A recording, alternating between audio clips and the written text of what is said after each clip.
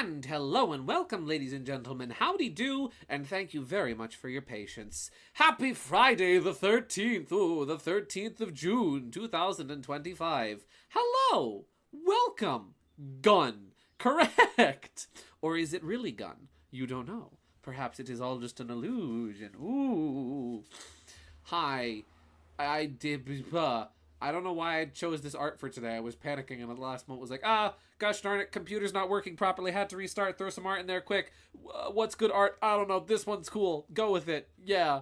Sure one's bad for a day. Oh, golly. Yes and no, but yes. Oh, hi. I have had a day and a half. I got home from work not long ago, and then I had dinner, and then it was time to start getting ready for the stream, and my computer was like, hey, I know that you have your own, user screen and everything, your own desktop here, but wouldn't it be cool if I just, I don't know, loaded a black screen instead? Yeah. That'd be crazy. Let me see who's here, so I may say hello. Hello and welcome. Ouija, Mario Simpson, Jay, Gaming Yoshi Fanatic, Bladed Fox 14. Hello, SK Void. Hi, how do you do? Welcome in. It is time for the stream. I'm just a little bit late, don't mind me. I hope you guys are all doing well today. Friday the 13th, we're having terrible luck today, along with dying today. It's just one of them days. It's just one of those, funnily enough, I've actually been having a very good day otherwise. Like, today was a good day. I can't really complain.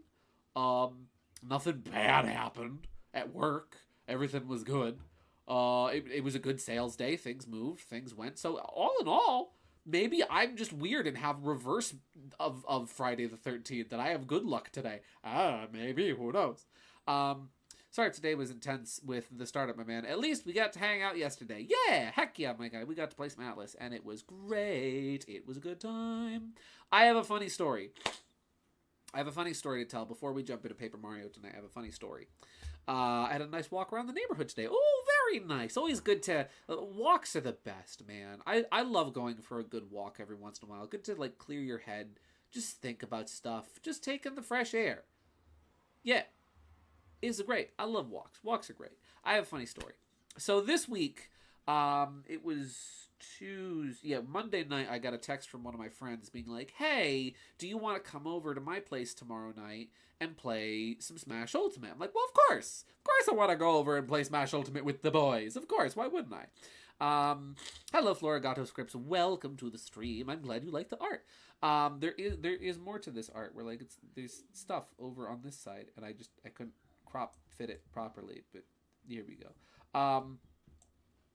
But yeah, so I go over to my friend's house, right? Or rather, the day I am going to be going over to my friend's house is also the day that I was told by the Postal Service, hey, your official wireless GameCube controller for Nintendo Switch 2 is arriving. Hooray! Awesome! So that was really exciting. So I go to the post office, I pick it up, and then I go grocery shopping. And funnily enough, I run into my friend, who I was going over to see later that day, in the grocery store. And while I'm there, I say to him, hey, get your socks on.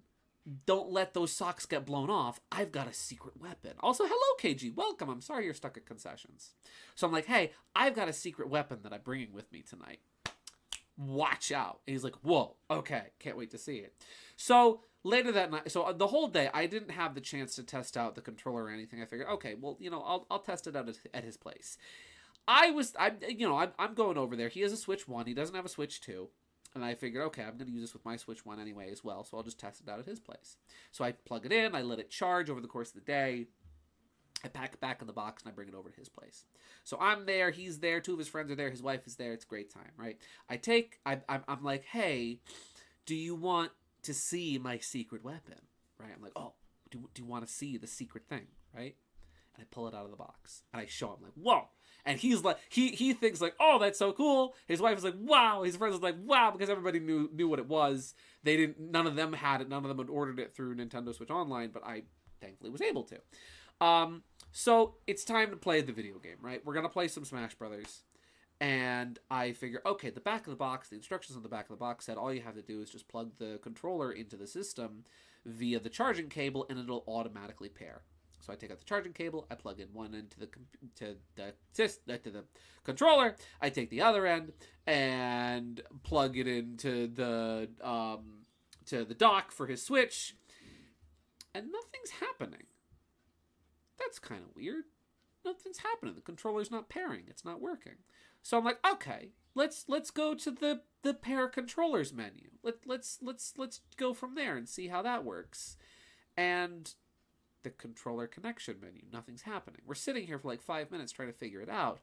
And so I get up, I'm like, well, I brought the box with me. Maybe the box says something about it. So my friend's wife is looking at the box, and she looks at the back of the box, and she's like, Gideon, did you happen to notice this blurb here? And I'm like, what blurb? And so she shows me the back of the box. And it specifically says, only compatible with Nintendo Switch 2. I can read! So I look over at my friends who I was meeting for the first time, and I say to them, well, I've made a horrible first impression. Here I come in to meet you for the first time, and I'm instantly flexing. Sorry. So yeah. So currently, because I don't have a Nintendo Switch 2, I currently have a $70 paperweight GameCube controller. But it gives me all the more reason to look forward to eventually getting a Switch 2 so that I can actually use this controller. Yeah. So that's my Switch 2 controller story. I can read. I do in fact have reading comprehension skills. I know now that you can't use it with Switch 1. I wish I'd known that $70 ago. Anyway, would it be messed up of me to say that my first thought when I saw this picture was Linkara? I never watched a lot of Linkara, but I kind of get the joke. That's funny. I'm not even insulted. This is the letter A. It makes the ah sound. Can you say ah? No, I can't say ah, but I can say ah. You can use it for your computer. There's just a couple more steps. Yeah, I'm happy about that at the very least I can use it for the time being with my computer. And I probably will wind up using it with my computer. I didn't have the time to set that up tonight, but maybe in the future I'll be streaming with my official Nintendo Switch 2 GameCube controller. Yeah! Can we play Blue's Clues? Only if we're playing the old CD-ROM games. The old Blue's Clues CD-ROM games, which are really cool and really fun, and I had as a kid. If we're playing those, then you bet your boots we're playing those, buddy boy. But for now, we're gonna play some Paper Mario. But yeah, that's kind of my week in a nutshell.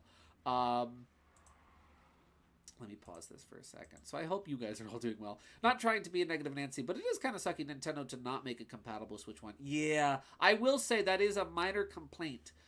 Since I figured it was going to be compatible with Switch 1 since all the other Nintendo Switch Online controllers are, whether it's the NES, Super Nintendo, N64, Genesis controllers, the Famicom controllers, all of them are compatible with Switch 1.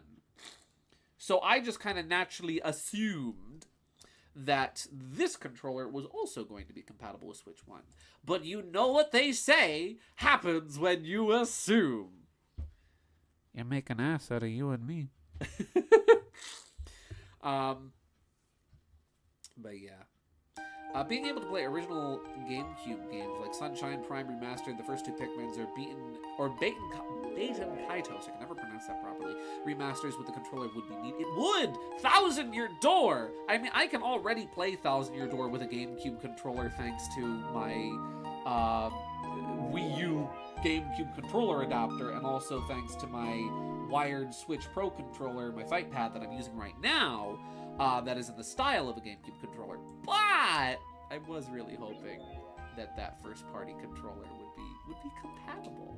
That was the hope. Look at DMs. What you got for me, KG? I kind of get it since it was made for the new system. Only backwards compatibility, no forwards compatibility. I get that too. I do understand that too, especially since, there's, a couple things that are different. But I will say it's like, okay, it's one button. There is a singular button separating these two controllers, and it's just the game chat button. Curse you, game chat button, For making my controller not compatible with my system. Curse you, game chat. How dare you? Hi, Wiv. You send me funny things to DMs. Good quotes.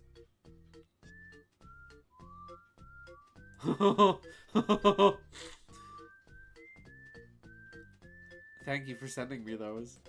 But yeah, I have some apple cider with me today. I decided to switch back from my lemonade back to apple cider because I was yearning. I was yearning for the apple cider. I needed it in my life. Let's see. Oh, wrong thing. There we go. Let's see. Where was I? I already have a Switch 1 GameCube controller. I wonder if it's compatible with the Switch 2. Probably. My friend has a Switch 1 GameCube controller that's like third party and it is wireless. Yeah. Probably. I mean, most controllers are full. Oh, he's already here? Did we talk to him last week? Yes, I want to try the quiz. We found him already. Wow, we already found Chuck Quizmo. Heck yeah, we're getting an early start tonight. All right, ladies and gentlemen. It's me. What will you receive when you get the right answer in this quiz? It's me. Star piece, mushroom. Ladies and gentlemen, Chuck Quizmo himself. A star piece or a mushroom. Get ready for a lot of polls tonight because what I have decided to focus on tonight is we're just hunting Chuck Quizmo tonight. I figure Chuck Quizmo is like the most lucrative way to achieve the other things we need. So like we need star pieces to buy badges with and we get star pieces from Chuck Quizmo. So I figure we'll hunt Chuck Quizmo tonight. I need to learn how to draw Bean at some point to draw Bean and Miku blowing stuff up. Yes. Yes, Bean is actually very easy to draw. If you need good reference for how to draw his beak, just look up Daffy Duck. Just look up Daffy. And also Donald Duck helps too. Just look up them and you'll figure out how to draw the beak real good, real quick. Understandable. We have a plan B for Switch 1. We got GameCube controller adapters with GZ controller. Yeah, exactly. So my second university year is finally over, and I've never felt so free in a long time. Good for you, my guy. Heck yeah. Star piece.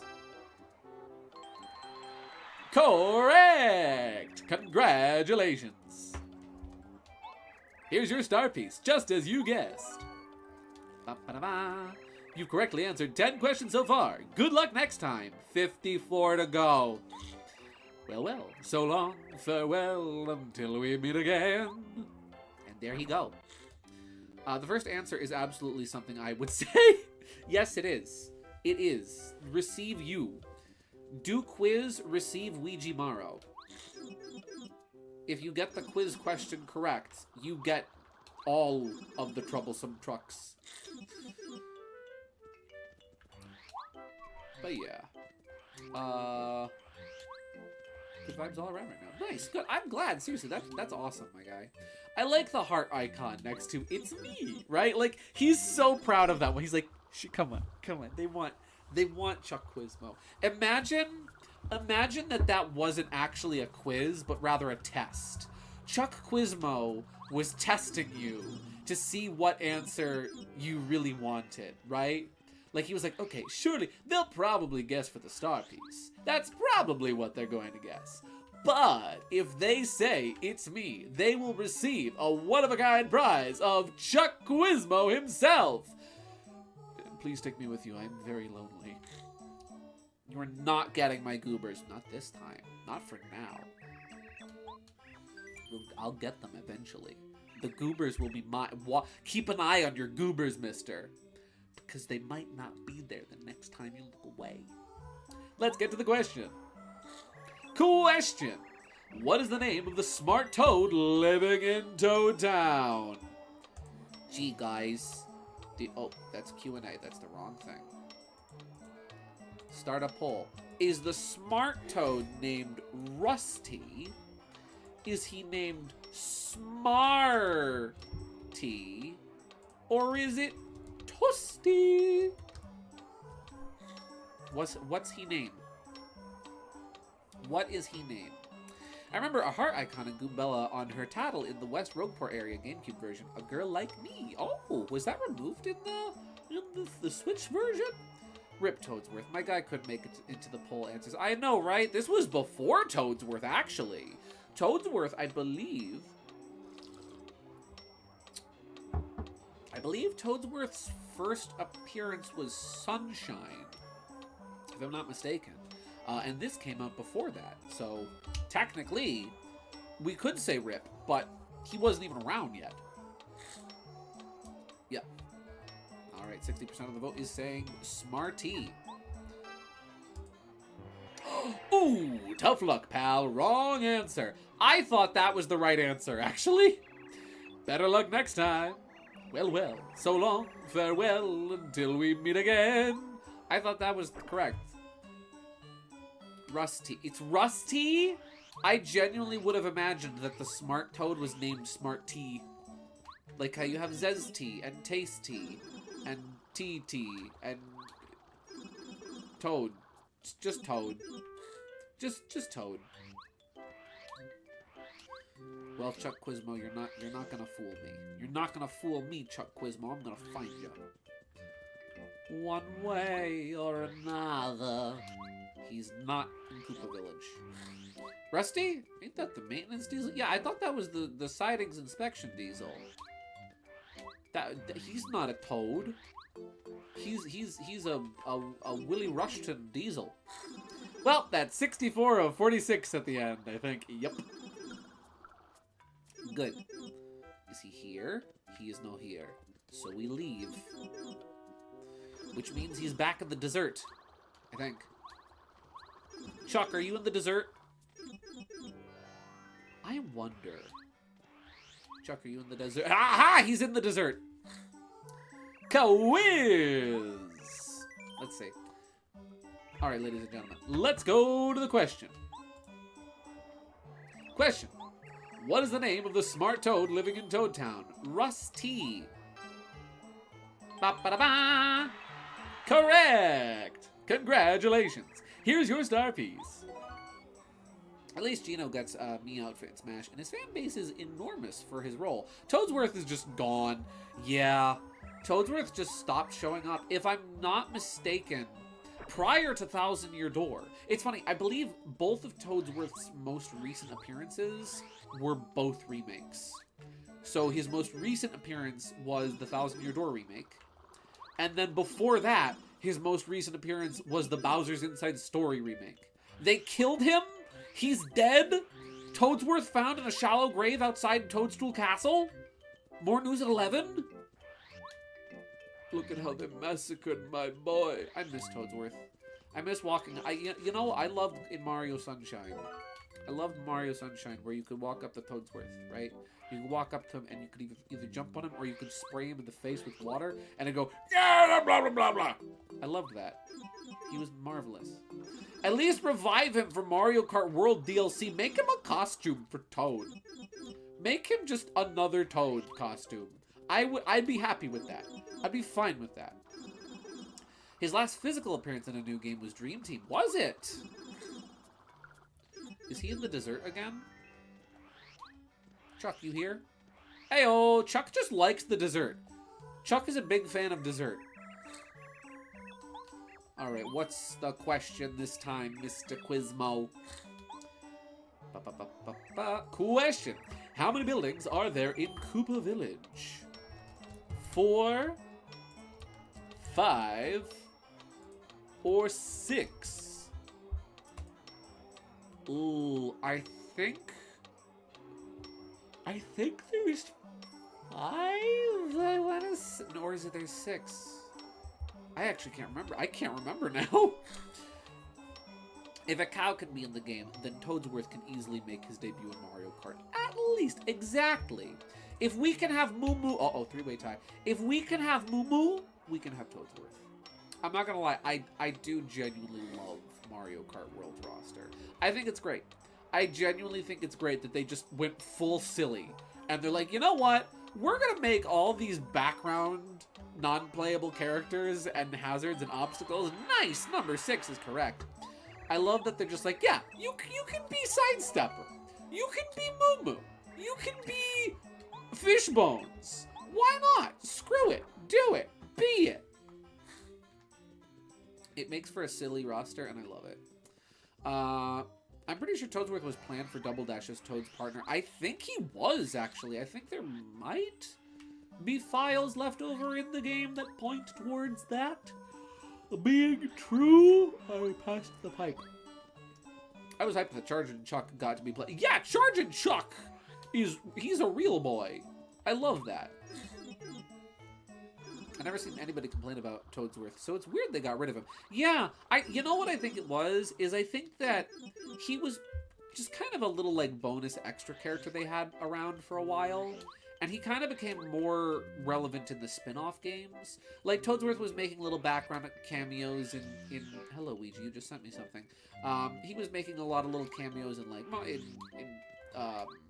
you know, Paper Mario and the Mario and Luigi games. Like, he shows up in Thousand Year Door, and he's very consistently a character in all of the Mario and Luigi games up to Paper Jam, I believe.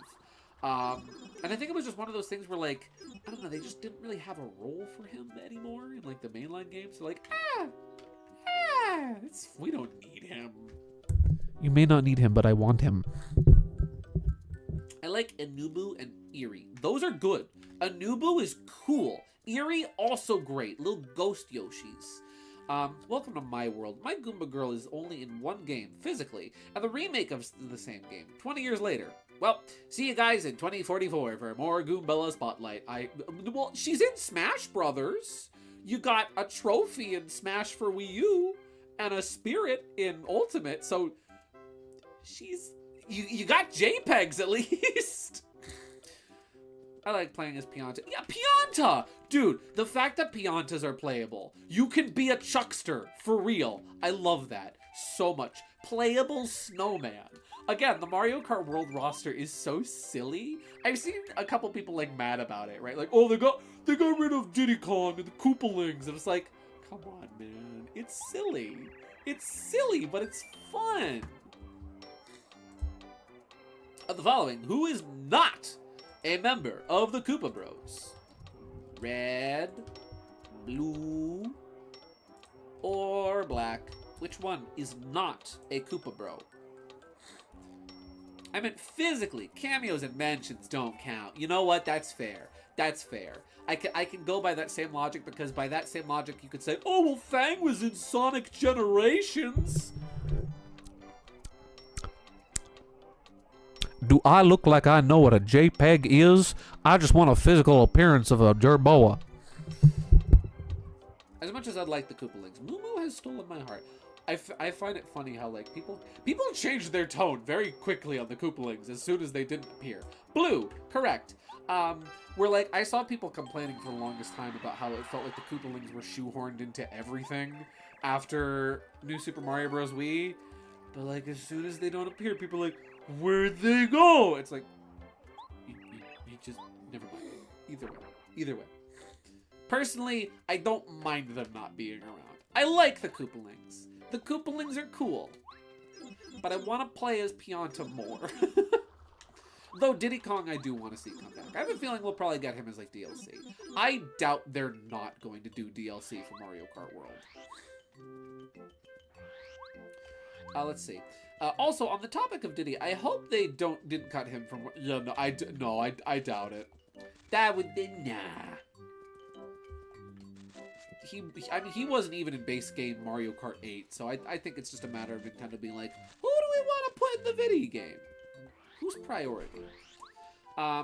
What's funny is the Koopa Bros official render has a blue member, but in the game it's... Wait, what?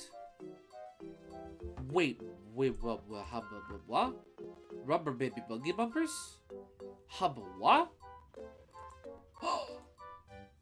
Also, Ouija sent a thing, and I didn't show it yet. I need to show the thing that Ouija sent. I need to look that up now. Koopa Bros. Mario Wiki. They have a... What? I love how you look up Koopa Bros. Mario Wiki, and the first image that comes up is from Super Mario Kun? Huh! Well, what do you know about that? Now, I get what they did here. I understand why they, like, from an artistic perspective, from an artsy-fartsy point of view, I understand why they did this, right? Where, like, they made the black Koopa Bro a navy blue to make him easier, like, to, like, make his design easier to read, and so that the black outlines wouldn't interfere with the color. But he's blue! He is blue! And then they have the audacity. Chuck Quizmo has the audacity to gaslight you into thinking there is no blue Koopa Bro. Why'd I still have the bowl, Quizmo? Why'd I still have the bowl? Also, something from Ouija. Ouija sent a thing. Some new arrivals and a new goober. A new previously unrevealed goober. We have his brand new just arrived. Well, firstly, layout photo.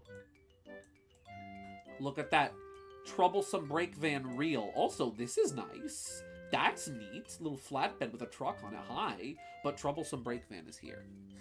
There's no such thing as a Nintendo. Correct. There is no such thing as a Nintendo. It's not real. It's all in your head, Luigi. I'm gonna zoom in on him. He's gonna get zoomed in on. Well, Unky. Troublesome Brake Van is a celebrity and deserves the recognition. He goes here. Beautiful. Magnificent. Let's see. Honestly, I've always disagreed with Koopling hate. I used to be kind of in the camp of like, the Kooplings are stupid.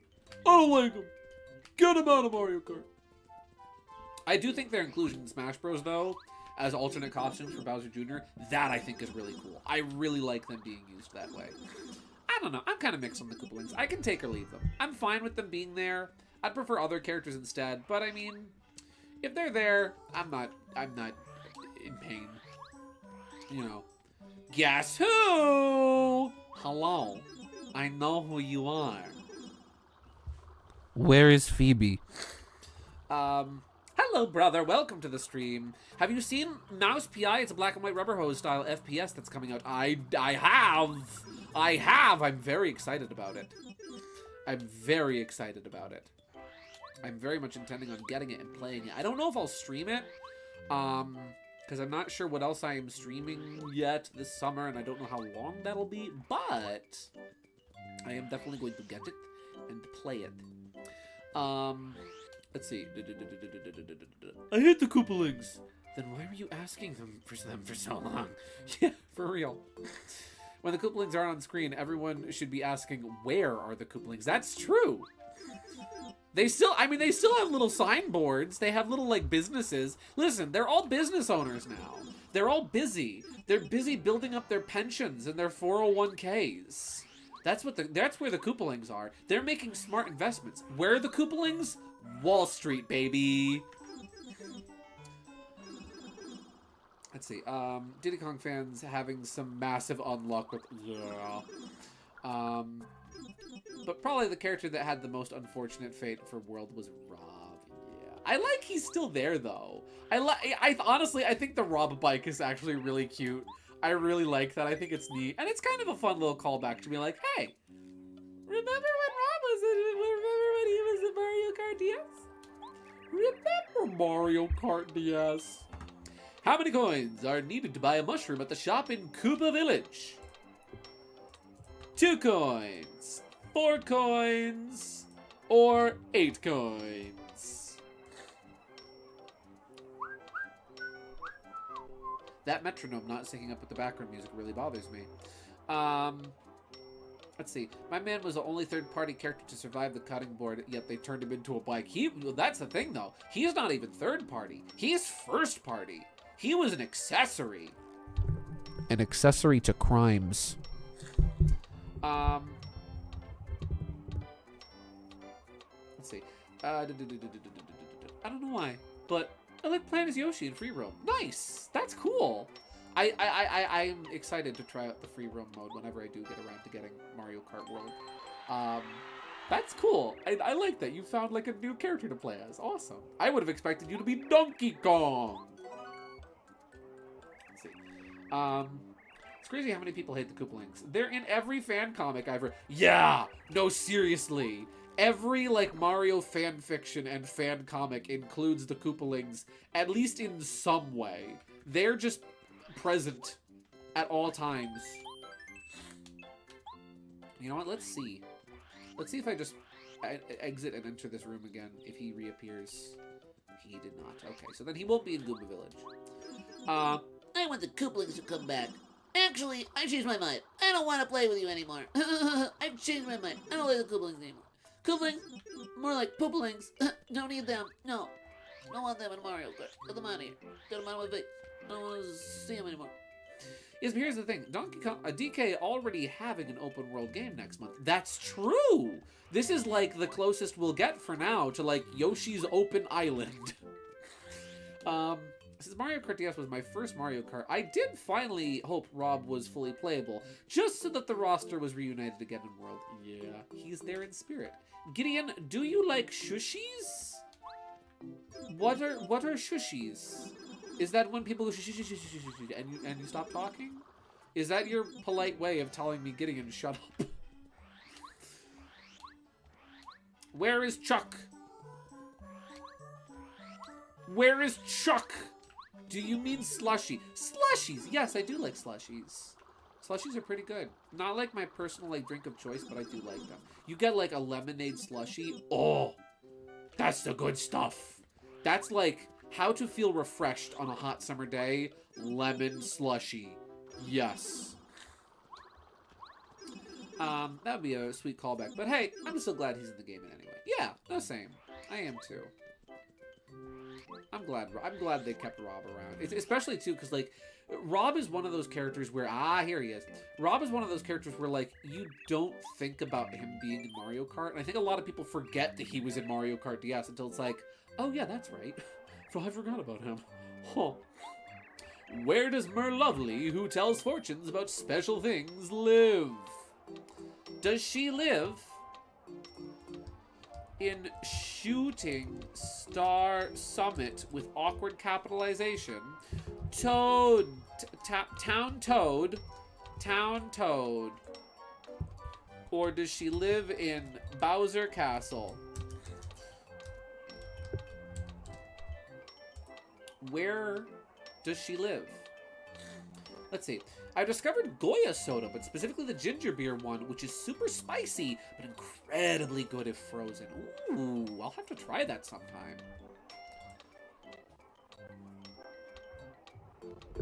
Don't mind the third answer, it's fine. Oh yeah, you shared the Goya soda with me that one time when we watched Sonic 3 on my projector. Which was amazing, and it was like having the theater experience at home. You guys are saying Shooting Star Summit with awkward capitalization. Correct! Tip, Chuck also shows up in East Dry Side of Dry Outpost sometimes. Oh, thank you! If I can't find him, I'll look for him there. Thank you very much. Let's see, how many star pieces are we at currently? We're at 33. I should probably pop back over to Mario's house to see just how many Chuck Quizmos I've got left, so I can kind of keep track, but it's probably fine. Also, recently on the topic of Mario, I finally got to try the first Wario Land game, dude. Wario Land is so good, and I love it. Sooner or later, I'll stream one. Yes, that was either pineapple or cola champagne. Chuck Quizmo. I also have a star piece to find in that room. Heck yeah, Wario Land. At some point, I'll stream Wario Land. Also, I might stream Wario Land for... Actually, no. You know which one I really want to stream is Wario Land Shake It. What is the name of the character who joined you at Koopa Bros Fortress? Alright, guys. Who joined us at Koopa Bros Fortress? Goombario. Koopario. or Bombeweegee? Bombeweegee. Who joined us? Let's see. It does remind me a lot of Mario Land, but it also has some strange elements to it. It's really charming, though. Yeah, one of my... Okay, so I remember I pointed this out during Pizza Tower, but it's one of my favorite things that I noticed about the Wario Land games, right? Less so the first game, because, like, Wario Land 1 is more so a very natural continuation of Super Mario Land 2's kind of gameplay. It's very, like, you can tell it was built off of Mario Land 2.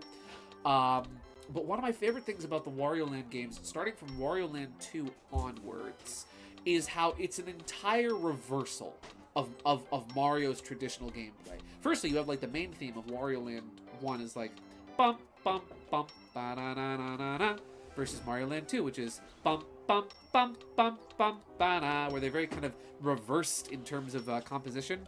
But something I love about, like, Wario Land is how Mario's gameplay is typically pretty fast-paced. You know, you're moving forward, you're going from one place to another. There might be a little bit of precision platform here and there, but for the most part, it is relatively quick-paced, right?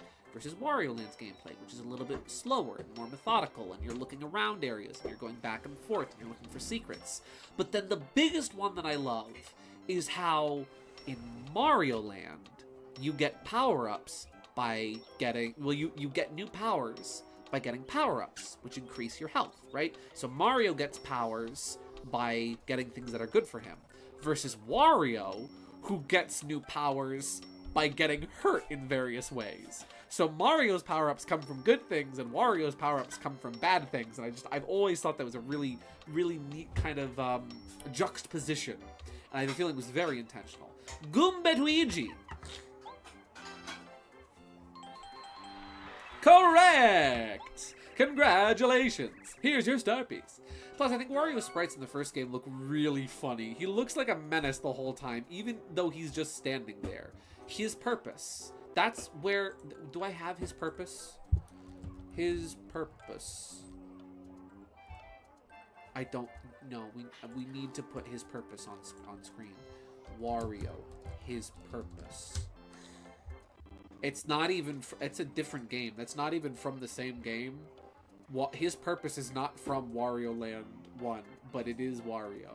I love, like, old 2D Wario with his weird, slightly off-center eyes that are looking in two different directions at the same time. I love him. He's goofy. He's doofy. He's weird. His purpose. I love him so much. Okay.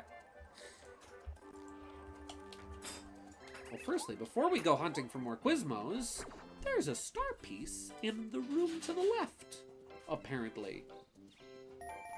Apparently I missed this, but where is it? Oh, this is in the first room that, like, you get control of Mario outside the intro. Okay, cool. This would not be a room you'd probably think to go back to. Wario Dale. Wario. I love the Japanese Wario voice in some, like, the early Wario Land commercials and whatnot. He sounds very funny. It's, like, so not what you would expect Wario to sound like, because it's a higher pitched nasally kind of voice, which is not what you would picture Wario to sound like. You would picture him to be, you know, like, "Hey, have a rotting day," or "Oh my gosh," you know, that kind of Wario. It would sound very low tone and borderline joyman. And instead, Japanese Wario sounds like this. it's like, oh, hello, Wario. Whenever I see that image, all I can think of is the video of the parrot continuously saying, Wario. I love Parrot Wario. Wario. Wario. I love him. Wario. The man. The myth. The menace with a purpose. And fun fact, it's also the same late great Japanese voice actor of Eggman. Oh my gosh. I have never realized that. But you're right. That's Eggman. Yes. Huh.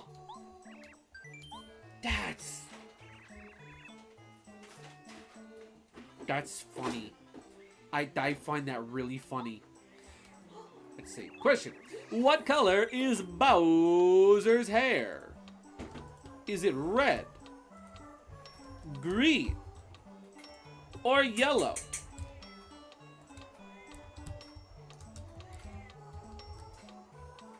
What color is Bowser's hair? I don't know if you can hear Loki, but she's going nuts right now. That's really neat. I am the Eggman. I am the Master One.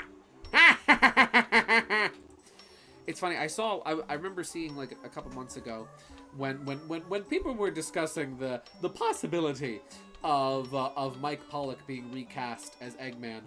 I saw somebody throw out the idea of, hey, what if Eggman was voiced by Charles Martinet?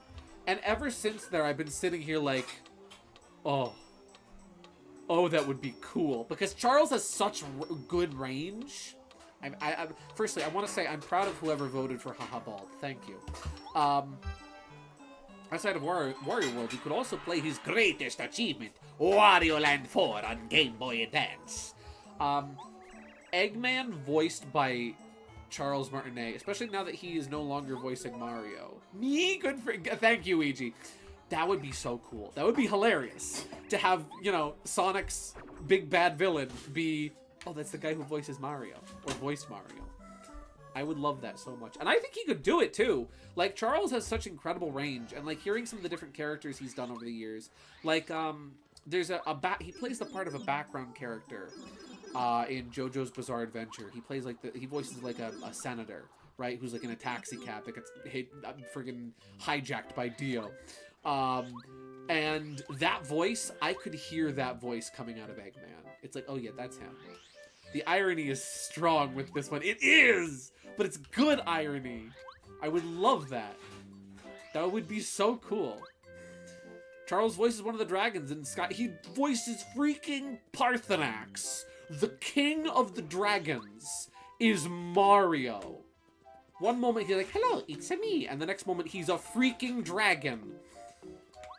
I love him. He's the best. One day I'm gonna meet Charles Martinet, and that will be the day that my life will be complete. I will be able to die happily that day. You know that funny video from Ice Cream Sandwich? It's like a little Kirby animation where he's sitting in front of the bowl of macaroni and cheese and some chicken. He's like, macaroni with the chicken strips. And he like fades off into the ether. That would be me. That would be me if I ever met Charles Martinet in person. I'd be like, Charles Martinet, the voice of Mario. I'd be gone. I love it.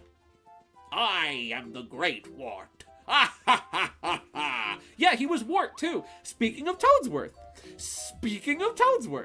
Charles Martinet also voiced Toadsworth. Crazy fun fact. Here's I don't have the source clip for this. I think Kaaaa-wiiiizzz, the amazing Mario 64 ROM hacker, right? That guy. He has a video on his YouTube channel where he points something out. Did you know? Fun fact. Did you know that Charles Martinet also voices Goombas, Koopas, and Bob-ombs in Mario 64? And I think the death sound for Boo's as well, if I'm not mistaken. It's literally just one of the Mario voice clips, but like clipped off earlier and pitched up, and or like warbled in different ways. He proved it by changing one of Mario's specific voice clips, and it changes the sound that all those enemies make. So the next time you hear you know, a bomb going whip, that's Charles Martinet. That's him. It was him the whole time. I believe he also did the Bowser laugh too, but I could be mistaken about that. Let's see. I'm pretty sure Scott Burns did Toadsworth. Did he? I could have sworn that it was Charles, but maybe I'm wrong. I could be wrong about that one. How many Star Spirits do you have to save? I mean, technically, we've already saved all of them. But how many? How many star spirits need saving, or needed saving at least? 1, 5, a 7. Let's see. What's great about Charles is he understands how to become the character, as opposed to making the character his soapbox, a lost art. One of the things I really admire about him is like how he very much helped craft Mario into and even like the rest of the characters in a lot of ways. He very much so helped craft Mario into the character that we all know and love today. Where like, you know, with Mario Teaches Typing, that was his first time doing Mario, where like they were gonna have him record a voice line where it was just like, oh, mamma mia, you failed, oh no, right? And instead he was like, hey, what if instead Mario was like, hey, you did pretty good, but I know you can do even better next time. Like, and the character just formed from there. And it's like, whoa, it's amazing. Isn't Bowser's laugh in 64 just the boo laugh slowed down? Yes. I believe it's, well, technically it's somewhere in between. Because the boo laugh is technically a little pitched up, and then Bowser's laugh is a little pitched down at the same time. 7, good job. You answer correctly. Correct! I love how much of like his personal, and what's cool, there's even like the Luigi voice is really cool. I love his Luigi voice because it changes a bunch over time.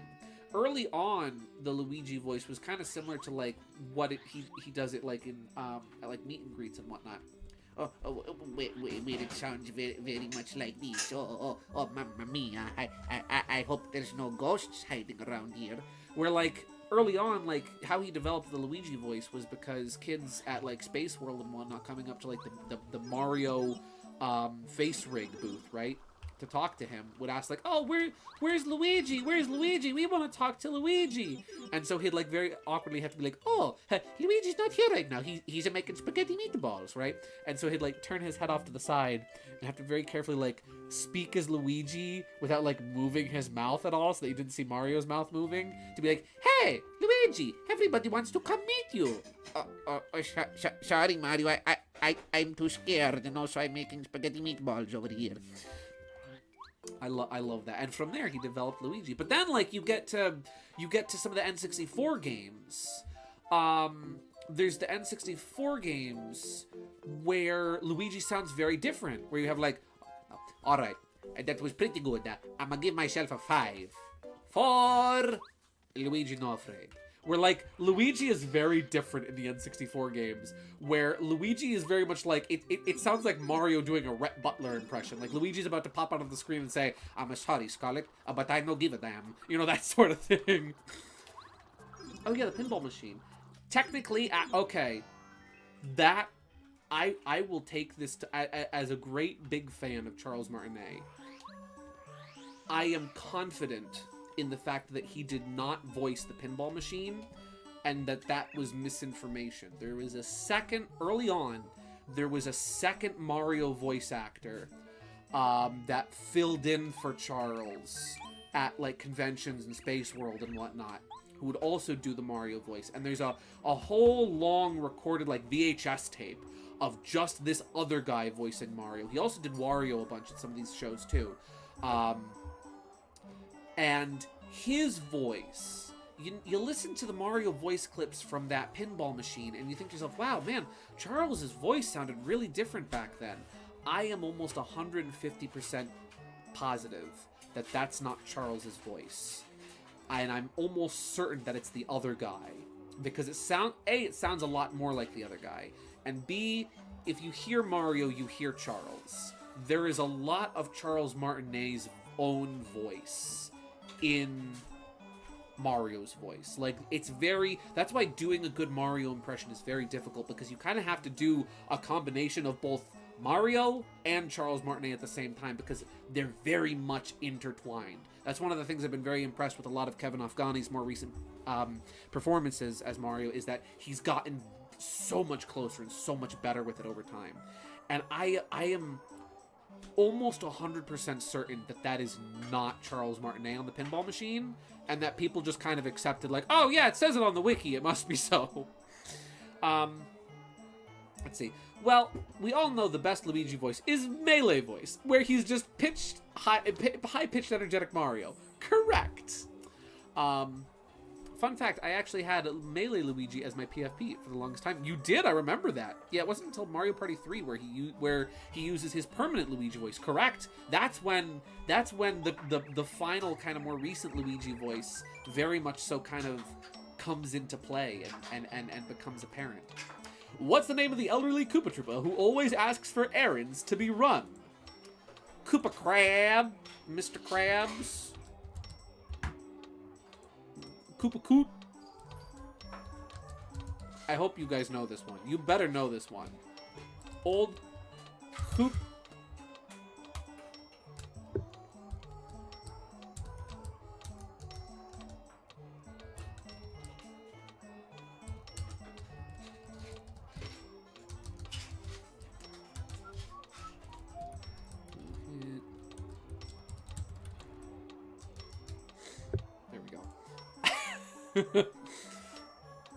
Let's see.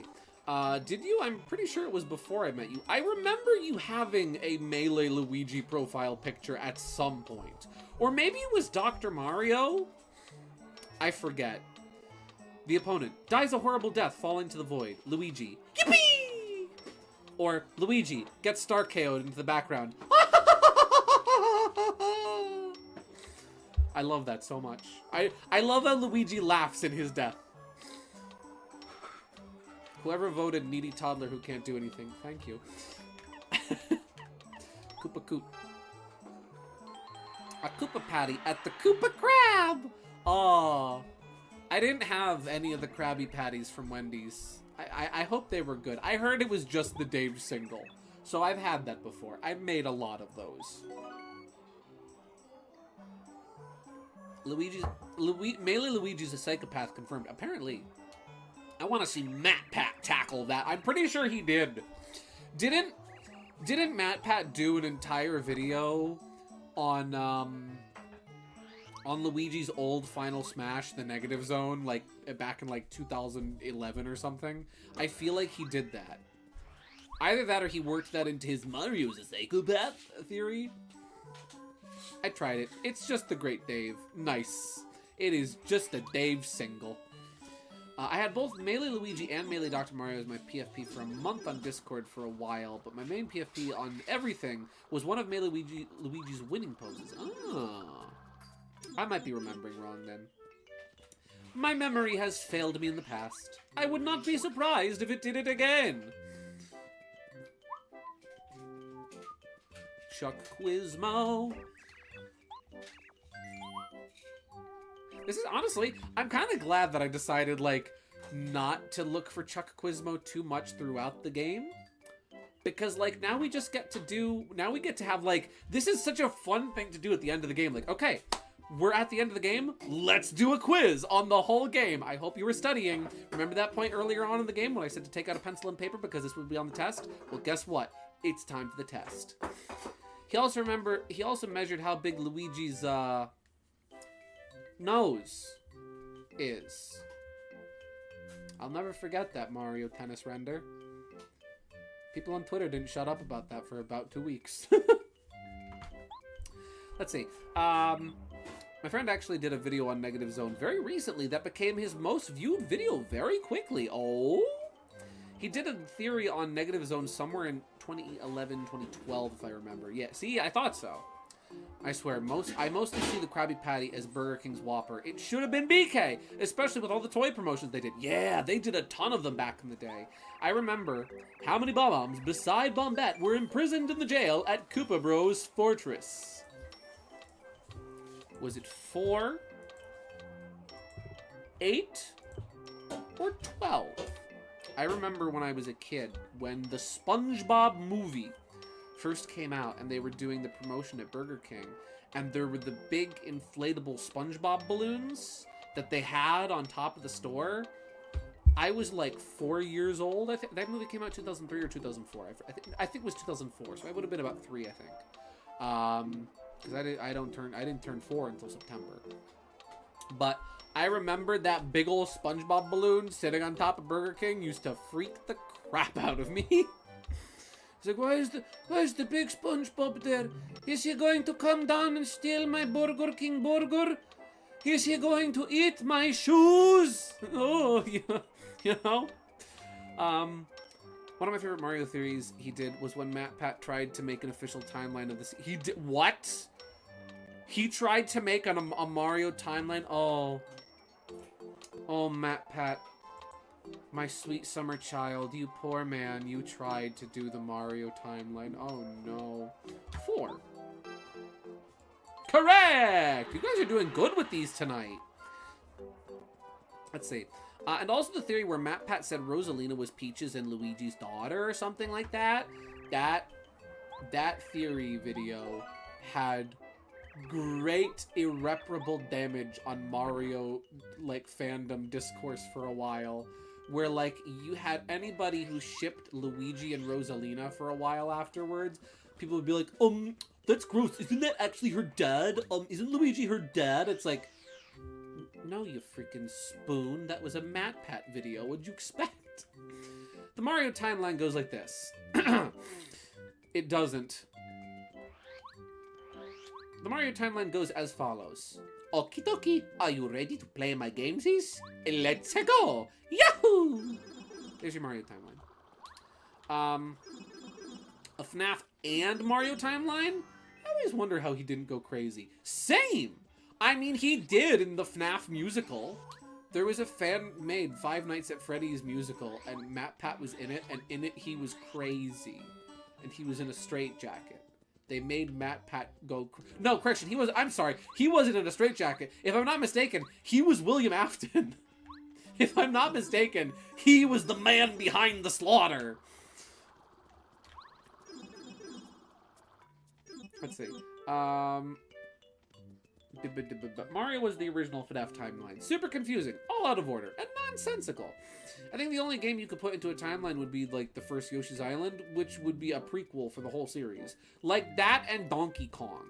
That and Donkey Kong 1, but even then that gets confusing. Because, like, Pauline mentions, like, oh yeah, I remember the day that I got kidnapped and brought up onto the building and you came and rescued me, Mario. It's like, oh, she confirmed that that's still canon, cool.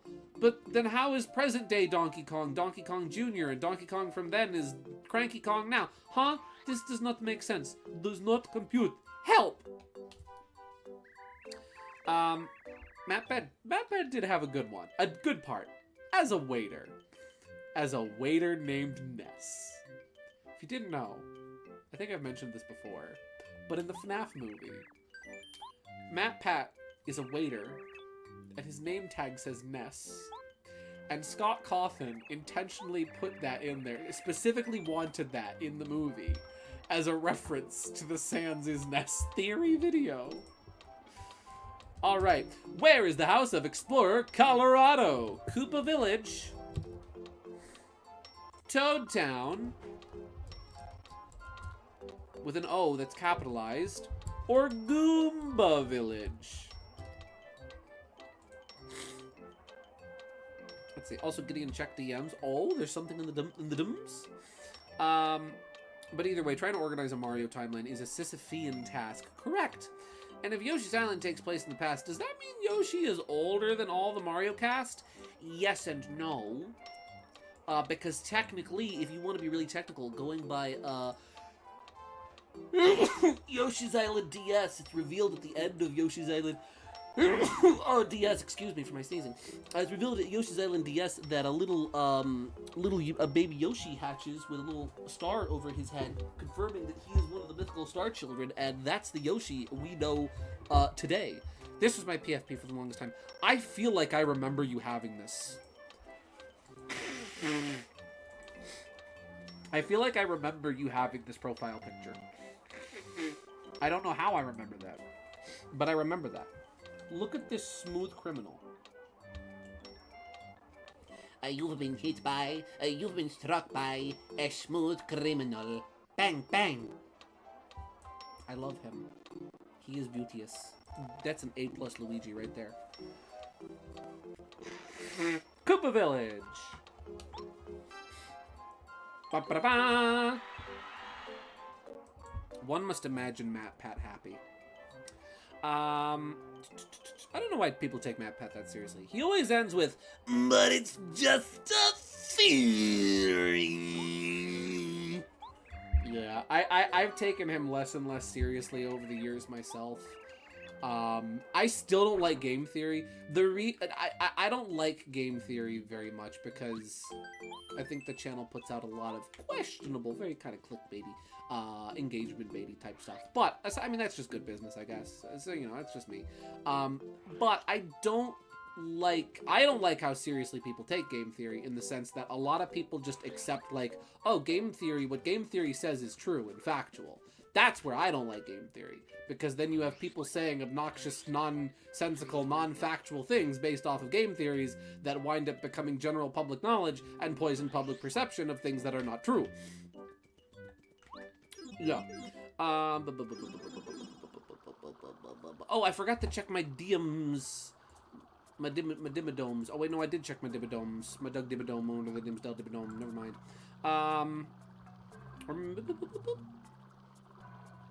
Or maybe we're playing as the son of the original Green Yoshi from Yoshi's Island in the modern carts. That's what I'm saying. We're playing as the son, the baby boy, the son of Yosh. That's what I'm saying. While I love to make lore out of everything, Mario exists in a unique kind of world that doesn't need it. You're just supposed to go, yep, man fights a turtle with a girl again. And we do. Exactly. Mario's logic, I mean, Mario very much so follows the logic of a cartoon, right? Mario is very grounded in that kind of that Popeye logic. Where, like, one day Popeye will be on a boat sailing. The next day Popeye will be a construction worker. The next day Popeye will be a window cleaner. The next day Popeye will be going roller skating, right? It's like you're just supposed to have fun. Mario is a vehicle for fun experiences, and sometimes engaging in fun stories. Mario is a vehicle for fun. That's what it is, you know? So it's like, just have fun. Go to town. Go go-karting. Go tennis playing. Go baseballing. Go Paper Mario RPG adventuring. You know, just have fun. Mario don't need a timeline. Mario has fun. Let's see. If Yoshis live on a separate island, does that mean that Yoshis are an invasive species? Possibly, though it is notable that Yoshis notably inhabit multiple different islands. There's the main island that Yoshis inhabit in Super Mario World and Dinosaur Land, Yoshi's Island, and then you have the southern island, Lava Island here, where there are also presumably natively live there. They might be an invasive species, or they're just kind of, weird little dinos.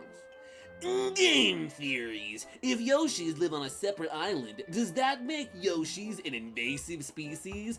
Game theory. Yoshi came to Mario's island to eat all the food and destroy all the crops and take over. But that's just a theory. Game theory. Let's see. Question. Okay, question. What is the destination of the train that departs from Toad Town's Mount Rugged? Not Rugged, Rugged. Did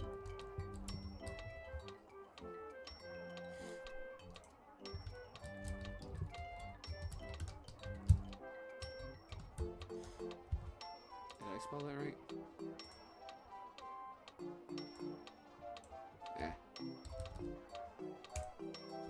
I think I spelled that wrong. Let's see. I remember in Super Mario Bros. Z, we got to know that the Yoshi Chief was the original Yoshi in Yoshi's Island, and also Mario's surrogate dad in a way. I like Dad Yoshi. Dad Yoshi is really cute. I'm a big fan of Dad Yoshi, of Dadshi, if you will. Papa Yosh. Simple. Luigi fans, they ruined game theory. Let's see, if you take an opinion on or fan theory as fact from a popular creator, you're the problem. Agreed. And the Yoshi we have today was his son or something like that. Poor fellow also got clapped by Mecha Sonic. Yup. Exactly. It arrives at it arrives at Ouija's layout. Mount Rugged. Correct. There we go. Alright, Ouija. Alright, Ouija. Here's your challenge. get into wood carving, make a little, I forget the name of the train in this game to go with the rest of your wooden railway stuff. Do it. Yeah. You've correctly answered 22 questions so far. Good luck next time. So we've got 42 to go. Well. So long, farewell, until we meet again. Poor Yoshi got freaking clapped by Mechasonic. My guy did not deserve to be beat that hard, but he put up a good fight. My guy is we need to...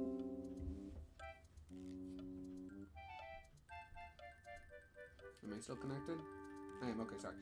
So Chuck Quizmo is like the most lucrative way to achieve 2 of our other goals. So our goals are, we need to do all of Chuck Quizmo's quizzes, we need to get all of the star pieces, we need to collect all of the badges, we need to get all of the recipes. Those are our current 4 goals, right? Chuck Quizmo gives you star pieces. You use star pieces to buy badges. So I feel like doing Chuck Quizmo's quizzes is kind of like our current, like that's just, it's just logical, right? So after we're done with Chuck, I say we just hunt around a little while for any of the missing star pieces I didn't find. Then we collect all the badges. Then we do some cooking. And then after that, when we're done cooking, we're off to visit Bowser. We're off to Bowser's castle. We're off to Bowser's castle to save the princess. If ever there was a Bowser, there was because we need to kick his butt. We're off to visit Bowser to save the princess. Chuck Quizmo!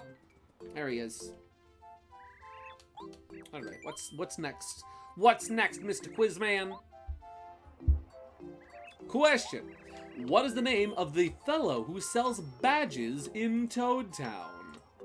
Is it Merlot, Ralph, or Colorado? Colorado.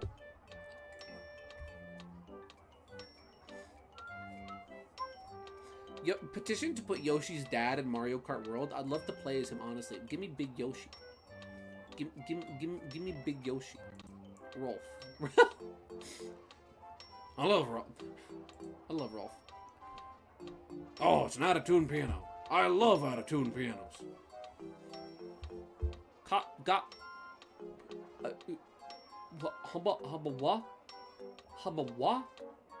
Guys, what is the name of the fellow who sells badges in Toad Town?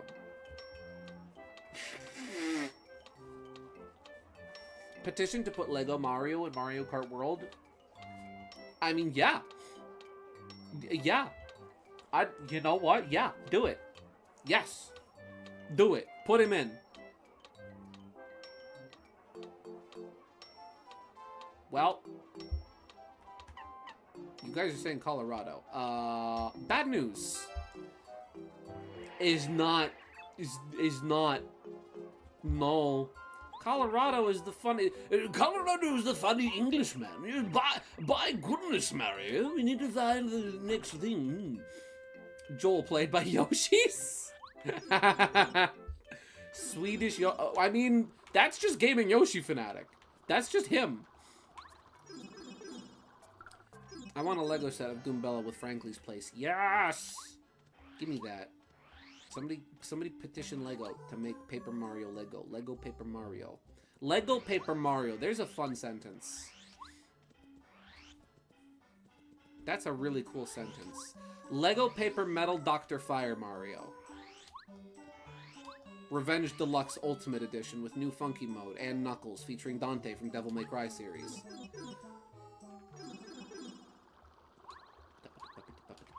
Let's see, is he over here? Mr. Quizmo! Lego set of Bean Bean Kingdom? Yes, actually, though. Please?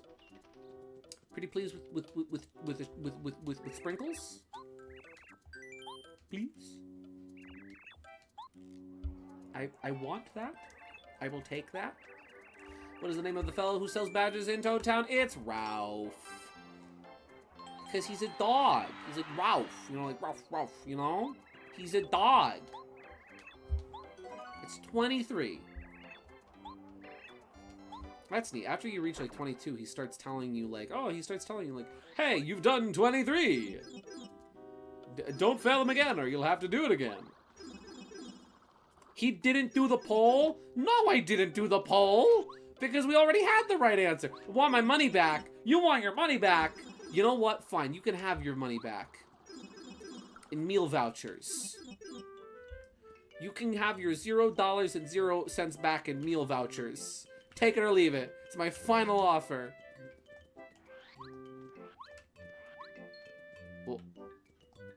Oh, hey, Chuck Quizmo. Oh, Lego Gino and Mallow and Forest Maze? Gotta ask Square for that. Yes. Yes, please, though. Actually, can we have that? I would like that. Let me just see what that message was. So let's see. Question. What treasure did Bowser steal from Star...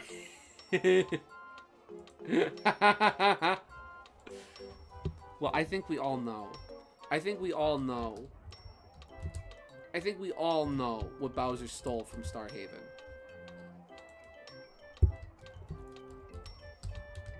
What did Bowser steal? The Fountain of Dreams, of course! He stole Naughty King Dee Dee Dee Dee Dee Dee Dee Dee Dee Dee Dee Dee Dee. Did he steal the Star Rod, Twink, or Princess Peach? He stole an entire Twinkie. Bowser went up there, right? Bowser went up to Starhaven. He's like, you know what? I could really use a snack. And nothing in the Mushroom Kingdom satisfies me. What do you guys got up there? And Eldstar was like, oh, well, we have this. And he pulls out this little, like, single packaged Twinkie. And Bowser's like, oh, yeah, that'll do it. Thanks. Star Rod. He stole my heart. Yeah, same. Da-da-da-da. Correct! Congratulations! Here's your start piece. You've correctly answered 24 questions so far. Good luck next time. Well, well, so long, farewell, until we meet again. There are so many. Like, there's 64 Chuck Quizmo quizzes. Did they, genuinely, I'm curious, like, what the plan was with Chuck Quizmo. Were the developers just thinking, the player will run into Chuck Quizmo every once in a while, right? They'll run into him whenever they're passing through certain locations. Maybe they're doing quests for the Koopa Koot or something. They'll run into Chuck Quizmo every once in a while. Or did they literally think, well, it's going to be the end of the game. They're going to have nothing else to do. They're going to warp back and forth from those 3 locations to find him. Let's see. Bit of a random question, but is anyone else interested in that new Shinobi game that's coming out? I've played Shinobi 3 before, but the new game looks gorgeous. I love me some hand-drawn action games. It hasn't been on my radar personally, but I do remember thinking it looked really cool when it was first announced. It hasn't been much on my radar, though. I am looking forward to the new Samurai Pizza Cats game. Even though we don't know much about it and haven't seen much of it, just the art direction alone has got me interested. How it's very faithful and accurate to the visual style of the show. That I am very interested in. Not quite the same, but you know, traditionally animated platformer with some ninja stuff going on. See, that's close. We're gonna save while we're here. And I'm going to have a sip of my water.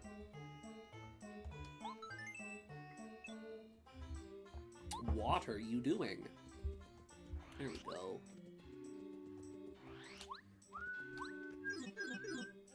The quest for Quizmo. Quizmo quest. Let's see. Plus, I love seeing Sega resurrect their old IPs since I feel like they only focus on Sonic, Yakuza, and Persona the last few years. I heard something fascinating recently. It's almost like borderline conspiratorial, but like it makes a lot of sense.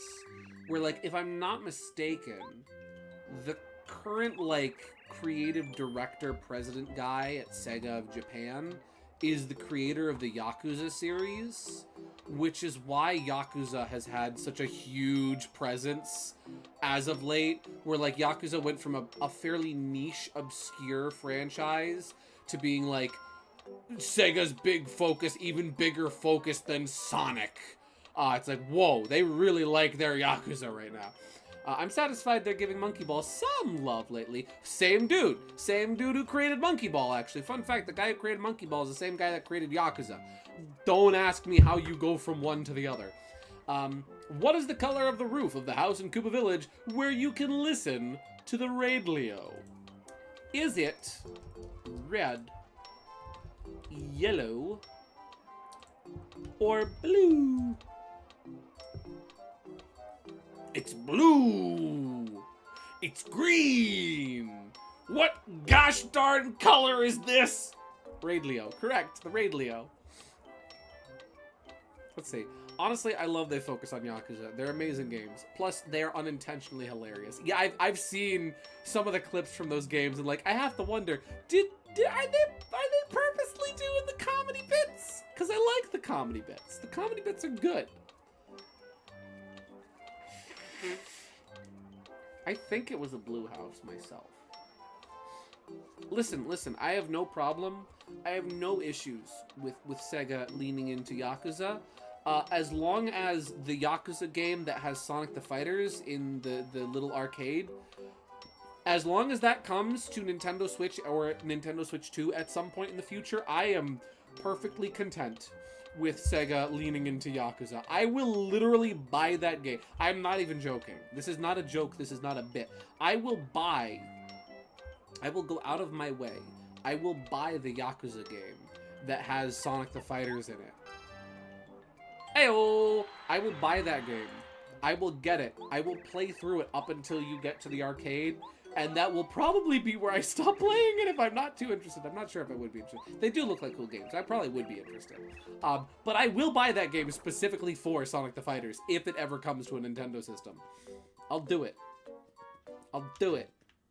Don't test me, Paracarry. I'll do it. I'm serious about Sonic the Fighters.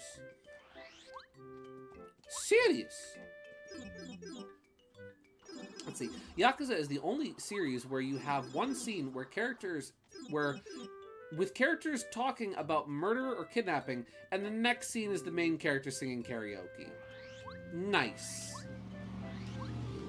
They won't, but I hope they'll do something with the arcade titles, mainly for archives. Yeah. I would love to see, like, I mean, Sega has such a rich history of arcade games, especially the Model 2 arcade games. Like, you know, like Sonic the Fighters, but like Virtua Fighter and that one racing game I forget the name of. It's not Daytona, but it's close to that. Sega has such a rich history with arcade games that I would love to see them preserve some of them a bit more. Stop leaning so much into the Genesis nostalgia that they really do heavily lean on, and go for some of that arcade love, because there's some incredible games there. And also, you know, give me the Xbox 360, PlayStation 3 version of Sonic the Fighter that has, you know, Metal Sonic and Honey and online play, please. Please give me that on Nintendo Switch. I'll pay. Listen, Sega, are you Sega? Hey, Sega, are you listening? You listening? Okay. $29.99. I know that's crazy. I know that's an absurd amount of money. That's how high I'm willing to go. If you put Sonic the Fighters on the Nintendo eShop and it's the PlayStation 3 version that has Honey the Cat and Metal Sonic and online play, I'll pay you $30. I will give you $30, Sega, for Sonic the Fighters. Let me play as Fang. Also, please put Fang in a new game and let him be modern and let him be voiced by me. That'd be really cool. Thank you. Who does Cooper idolize? Mario? Colorado?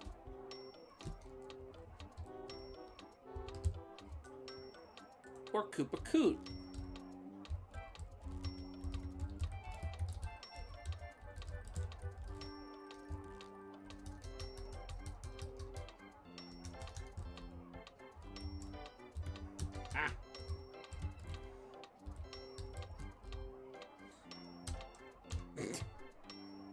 Who does Cooper idolize?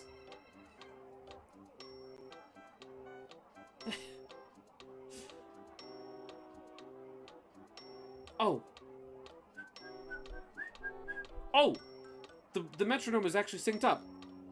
Bum, bum, bum, bum, da-da-da, ra-ta-ta-ta-ta-ta-ta-ta. Oh, it's kind of desyncing. Yeah. One vote. One vote for Colorado. Going once. Going twice. 2 votes for Colorado. And sold. Correct! Congratulations. Here's your star piece. Ba-ba-da-ba. You've correctly answered 26 questions so far. Good luck next time. So long, farewell, until we meet again. I would pay an unreasonable amount of money for Sonic the Fighters on Nintendo Switch. And I'm okay with that. I've come to terms with that. Ooh! There's a lot of games I want on Switch. I'm very excited. Hey, I mean, on the bright side, at least eventually when I do get a Switch 2, I'll be able to play Wind Waker and someday Chibi Robo with the proper controller. Could you imagine if they gave the fighters starting dialogue like in most fighting games? Now, that would be do a cool. That would be do cool. That would. I would do and be and yes. Yes and good and please and want. I've always thought that would be fun. I remember like years ago when I played Sonic the Fighters on stream and I tried to do like the bit of like doing the post like cutscene dialogue.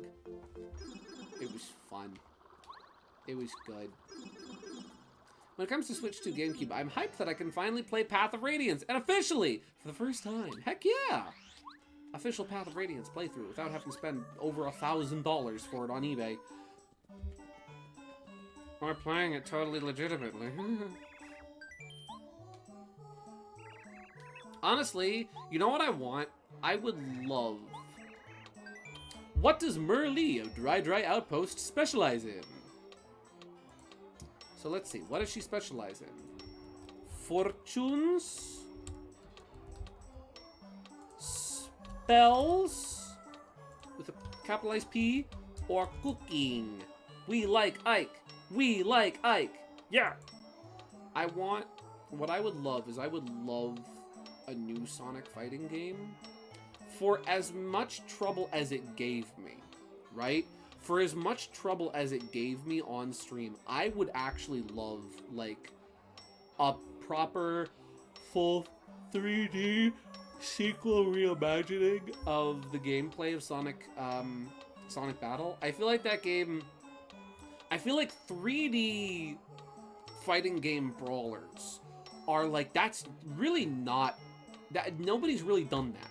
Nobody's really done a lot of that. Like, Power Stone and Power Stone 2 is all I can think of.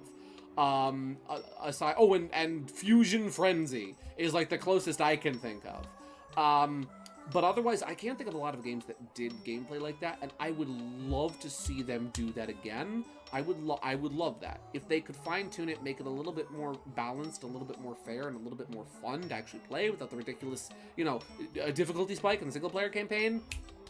Put some more characters in there. Bada bing, go to town. Let's go, you know? Bring back Emerald, that'd be cool. I paid $90 for a copy of Mario Party 7, and it didn't even work? Ew. Dang, I'm sorry, my guy. I think I have a copy of Mario Party 7 if you want it. I can mail it to you. You also have Castlevania fan game for that. Do we? Do we have that? Huh? Honestly, if it weren't for Marth, Ike would be my favorite Fire Emblem Lord. Nice. Yeah, he's good. He's cool. I was able to get it fixed. Don't worry. Oh, okay. Gotcha. Let's see. Castlevania Judgment. It's considered one of the worst games in the series, though. Oh, hello. I am back. Welcome back, KG. Let's see. Yeah, I'd prefer that than another Smash platform fighter game. Like, Smash-style platform fighters are cool, but I feel like none of the ones that I've tried, with the exception of, like, Rivals of Aether, which I still haven't personally played, I guess I will be the tiebreaker. She specializes in casting spells. Also, hello, Emily. Welcome to the stream as well. It's time to do the Mario. As much as, like, they're cool, I feel like none of the other ones that have tried to do it, the Paper Mario, have really captured the same quality or magic as Smash Brothers. Like, you've had Multiverses, you've had Nickelodeon All-Stars, 2 of them. You've had a lot of other games that have tried to do it. Oh, what's the, I think Indie Pogo, the one that's like pogo sticks with indie game characters. It's like, okay, that's neat. You know, neat conceptually, but none of them have really been able to capture the same spark as Smash Brothers without like directly copying Smash Brothers. And I'd love to see a new Sonic fighting game just like do its own thing and be its own thing, and maybe build off of what previous games had. Not Gideon forgetting them's fighting herds. Oh yeah, them's fighting herd. That one's too. That one's good too. I'm talking about like more generic kind of Smash style fighting game clones. That one is far more just you know your typical fighting game like Street Fighter or Mortal Kombat style, you know, 1-on-1, 1v1 me bro type thing, and not a platform fighter like Smash Brothers. Yeah. Castlevania Judgment is the game that gave us a pretty infamous design. Oh no, not leather, Simon. Oh no. Gaming Yoshi Fanatic is about to send me something, and you're all going to be cursed by seeing it. PlayStation All-Stars Fighters, or whatever it was called. Oh yeah, PlayStation All-Stars, which was like the first Smash clone, which was so close. It was so close to doing something cool, and then just kind of fumbled the bag. Who hides inside a coffin in dry, dry ruins? Mummy man. Mummy man. Mustafa. Pokey mummy. Pokey mummy. With capital O. For some reason. Oh no. Here, let me find real quick, just for reference. Let me find real quick for reference, like a good picture of Simon Belmont. Got a load of this guy. You guys want to see one of the worst character redesigns in history? Like genuinely? Okay, here we have really cool character, right? Here we have Mr. Castlevania himself. Simon Belmont. Well, firstly, let's see. What's the poll saying? Pokey Mummy. Pokey Mummy. Ba-ba-da-ba! Correct! Congratulations! You want to see something rancid? Okay, here we have a phenomenally designed character. Here we have Simon Belmont of the Castlevania games, right? Really cool looking dude, right? This guy's rad. He's like, kind of got a barbarian thing going on, but very like, you know, European. It's cool. So somebody at Konami, is it? I believe? No, not Konami. No, yeah, Konami. Somebody at Konami thought it'd be really cool to take this iconic character design and give him a little redesign. Would you like to see what they did to him? All right, let's play the upgrade button. Let's press the upgrade button. Oh no, go back. Oh no, go back. Control Alt Delete, Control Z. Go back. We can't rewind. We've gone too far. Blame it all on VCR. Yeah, he's uncouth. Leather Club's 2 blocks down. Worse than in Captain N? Much worse than in Captain N. Like, sure, he's barely recognizable as Simon Belmont in Captain N, but at least he's got a shirt on. Anime goth wannabe? I thought it was going to be the Banjo-Kazooie Nuts and Bolts redesign. You know what's funny? I can tolerate Banjo-Kazooie Nuts and Bolts. I kind of like what they were going for with Nuts and Bolts, with like the more angular, very 2000s design, like redesign of them. The place where Banjo-Kazooie Nuts and Bolts design falls apart is the way it's stylized in 3D, where like they go for a very kind of photorealistic, like texturing on the characters. Like Banjo's got realistic looking eyes and fur, and Kazooie's got realistic looking feathers, and it don't work. Do you have live chat on? I don't. Oops. My mistake. I now have live chat on. Thank you, KG. But why does he look like a stripper? He does though. Exactly. But where Banjo-Kazooie Nuts and Bolts design falls apart is when they try to render it and make it look realistic. Those designs look great in 2D. There's oh, what's his name? What's his name? What's his name? There's an artist I follow. Oh, what's his name?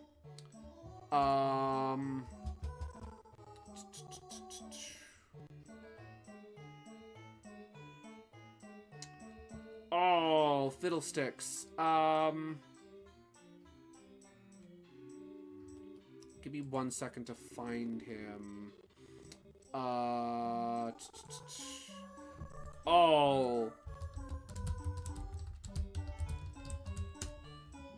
What's his name?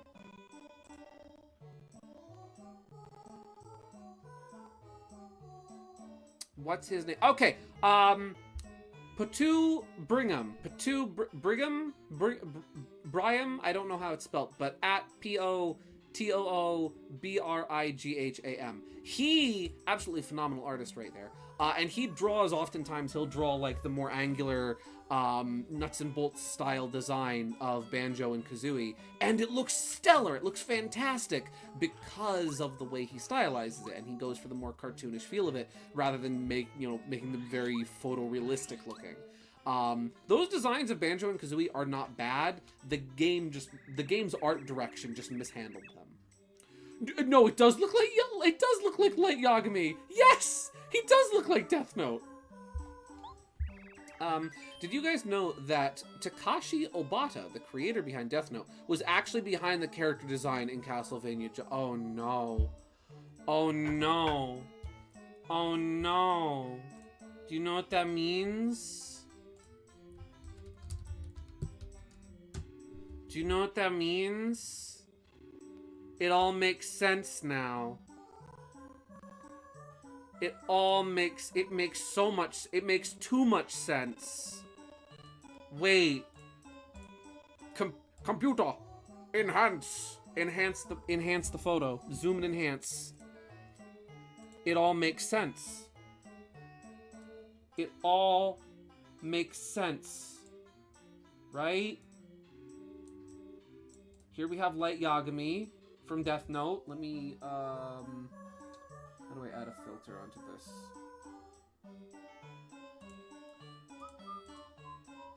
How do I add a filter? I forget how to add filters in OBS. Add. Here we go. New. Here we go. Filters. Here we go. Okay, you ready? You're never gonna believe this. You're never gonna believe this. Add. Here we go. It all makes sense. It all makes sense. I get it now. Here we go. There we go. It's the same dude. It's the same man. We solved it, guys. Guys, we found out who Kira is. We solved the Kira murders. It was Simon Belmont all along.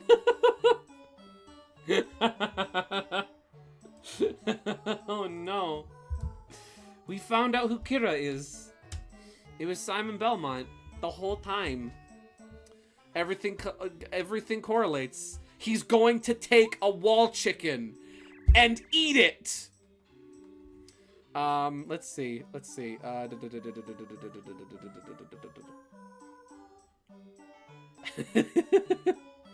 Light. Don't ever inherit the last name Yagami. You will regret it. Yes! I forget who said that. What can you get when you take star pieces to Merlot at Shooting Star Summit? Can you get cards, coins, or badges? Badges? A Mario don't need no stinking badges. But if you close your eyes, does it always feel like nothing's changed at all? He did make kick-ass design for Coronel, though. Coronel? Coronel's design in Judgment is sick. Is it? I've never seen. Whenever I see people talk about that game, I only see them talk about Simon. And how, interesting he looks. Badges. You guys are saying badges? Correct! Congratulations! Here's your star piece. Da-da-da-da. You've correctly answered 29 questions so far. Good luck next time. Well, well, so long, farewell, until we meet again. And he's out of there. Can I go around this way? I can't. There's clearly a gap there. But the game's like, no, there is not a gap there. It's an invisible wall. You're going crazy. Don't go crazy. Be not crazy. Here we go.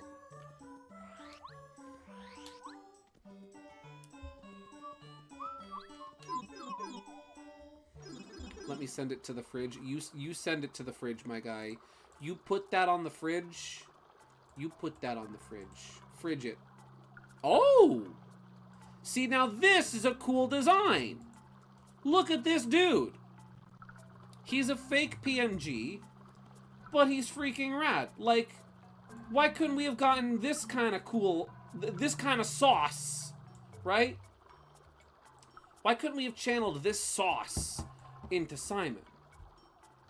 That, instead of turning Simon into a jabroni, we could have turned Simon into a cool wolf dude with claws. I don't know. I like that. That's great. That's really good.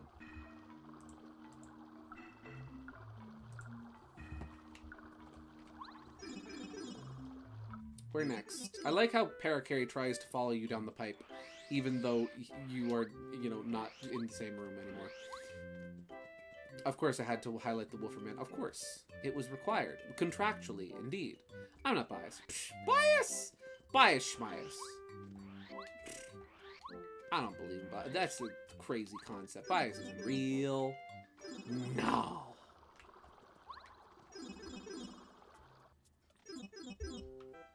I would love, like, if they made a new, okay, so, like, with a lot of the other stuff going around, why didn't we turn Simon into a furry? Gideon, 2025. Listen, I mean, now I said it, but that's not what I said, you know. I meant give him that same, like, cool energy. Don't turn him into a furry, but, like, you know, give him the fashion sense of a furry.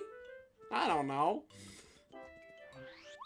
Listen, have you ever seen some people's designs for their personas? They know how to design good outfits.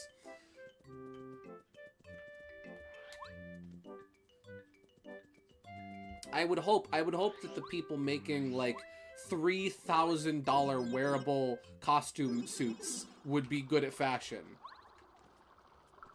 Hello, Speedstar1642. Howdy do? Yeah. Switch collab. I forget, who did you draw for the collab? I'm sorry. Oops, there were so many people, it was so easy to lose track of who drew who. Been fine. Nice. We're looking for Chuck Quizmo. Alright, here's my question for you guys. Let's say that they announce, right? Let's say that Sega announces, "Hi, everybody.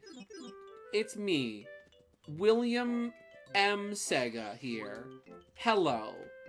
I'm here today during this Sega Direct," because we do those now, apparently, that we're making a new Sonic Fighters game that's like Sonic the Fighters, but also Sonic R. Merry Christmas. Who do you want in? What Sonic characters do you want to see in new Sonic fighting game? I'm biased, obviously. You know I'm gonna say the Hooligans, but that's just me. So do you want Simon to spend upwards of $1,000 for a giant fluffy wearable animal suit? Not gonna lie, that would be hilarious as like a joke. Okay, hear me out though. Hear me out, right? Because like I know like some of the other Castlevania games like Symphony of the Night and the GBA games and the DS games have like different like equipment you can wear and you can have for your characters. A fursuit would be hilarious. That would be funny. Let's see. Actually, did you guys also know that when they data mined the first Castlevania, there was gonna be a type of werewolf pickup item for Simon to use to give him higher speed and power? So Werewolf Simon could actually be in canon in an alternate timeline. Nice! That's what they need to do for the next one. See, that'd be cool! Werewolf Simon! That would be rad! Let's see. Lundrache 1 and 2, Hukibin 30, Sumusuhori, Kota, Child of the Light, Sash, Lilac, Dust and Ashes, Power Pro, Kun, Weltaro, and Gunville. Jeez Louise, you were carrying the collab on your back. That's amazing. That's awesome. I did one character. You did all those. Nice. Bravo. So, who knew the location of Dry Dry Ruins in Dry Dry Desert? Was it Colorado with awkward capitalization? Was it Moustafa? Or was it Goombario? Shoutouts to Goombario. Let's see. Last few days at that. Nice! Let's see, hooligans aside, Werehog, not gonna lie. Like, Werehog is just built for a fighting game. No, absolutely. Werehog would be so fun to play as, too. Like, I could totally see, like, I could see Werehog being, like, you know what? I could see Werehog being, like, a very kind of, like, Zangief type character, where, like, he's kind of the slow powerhouse. Give him, like, a big lariat he can do, where he just, like, where he just tornadoes his arms around. That would be rad. Oh my gosh, please. Please give me Werehog in a fighting game. That would be amazing. An alternate timeline where you could have gotten Woofer Simon. That would be rad. No, he would be built like Texas. Oh, yes! Where he can, like, reach and grab with the stretchy arms. Oh my gosh, yes. Slow, heavy grappler. Yes. Oh my gosh, yes. That would be perfect. I want that now. I want that. Chip could show up for like a taunt animation or like between matches Yes, I need him. I need Werehog in a fighting game yesterday. Listen, if Werehog gets to be in Sonic Racing, why can't Werehog be in a fighting game? You guys are saying Colorado knew the location of the Dry Dry Ruins. Incorrect! Ooh, tough luck, pal. Wrong answer. Better luck next time. They're from Super Robot Wars Y, Super Robot Wars 30, Mr. Driller, The New Denpa Man, Sky Children of Light, Freedom Planet, Lethal League Blaze, Power Pros, Downwell, and Azure Striker Gunvolt, respectively. Very nice. I knew Gunvolt. And now that you mentioned Mr. Driller, like, I didn't know the names of the characters, but now that you mentioned Mr. Driller and Mr. Driller, Freedom Planet, and Lethal League, I would know them if I saw them. There's so many franchises where, like, I know the characters, but I don't remember the names. Would their supers to be Netherrealm style? Maybe. Mayhaps. Please elaborate. Alright, I have a day off tomorrow, but it's still getting late, so I'll be off to bed now. Have a great night, y'all. Thank you very much for tuning in. As always, Gaming Yoshi Fanatic. I hope you have a great night, get some good sleep, and have a great day off tomorrow, my guy. Yeah! We're doing the quiz. I know what the right answer was. The real answer was Moustafa. He knew. He remembered.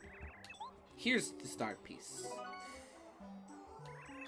We've done 30. Okay. We've got 34 questions remaining. We gotta find Chuck Quizmo 34 more times. Almost halfway. Yeah. Oh, we're almost halfway there. Oh, we're almost halfway there. Let's see. Since they're finishing moves at the end of the match that are more cinematic. Oh, gotcha. Yes, that would be cool. I love cinematic finishing moves. As much as I'm a big fan of like the original Final Smashes that were more interactive, I will say, flashy finishers are cool. You know who I would love? In conjunction with there being heavy grappler character. When you want Tasty, who loves cooking, to make lemon candy, what do you have to give her besides a lemon? Lemon, star piece, cake mix, or mushroom. Start poll. But yeah, aside from just Werehog, what would be cool in sort of juxtaposition of Werehog would be also... Oh, very nice. Here they all are. What would be cool, in addition to Werehog, is like you have Werehog, who's like kind of the big, heavy, slow grappler. What would be cool would then to be have a very similar character that would be kind of more faster and nimble, but would also be a grappler character, would be Tangle. I would love to see Tangle in like a new Sonic fighting game. She would be really cool to play as, especially with her tail and how she could grab onto things. And like maybe like kind of Spider-Man her way around like the arena. That would be cool. I would love to see her in a new Sonic fighting game. Also, from Speedstar, we have some of the artwork that they did, or all of the characters they did, for the recent Nintendo Switch collab, which was in honor of the end of the Switch 1 era. A whole ton of artists, myself included, got together to draw a whole ton of characters from various games on the Switch. And these are all the characters that Speedstar drew. Crap, it's too big. Don't worry about it. Everything shows up like that in OBS. That's awesome. You did fantastic work, too. Everybody looks really good. They all work really well in your style. Man, nice.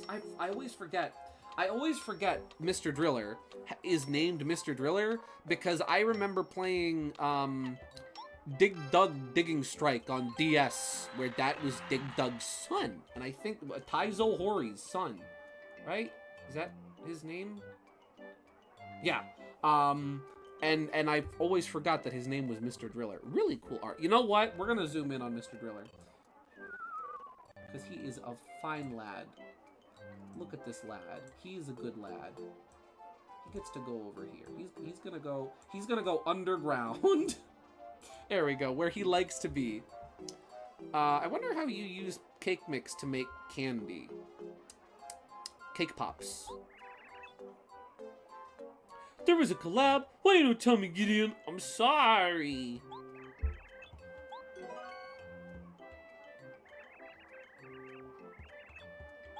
Yeah.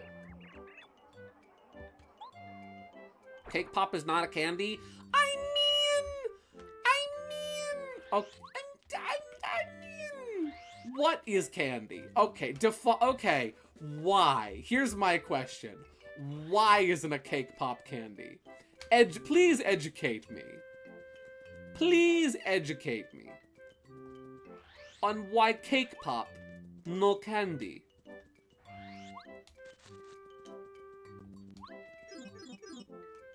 Who says it can't be well, I guess that's more of a would that be more of a pastry?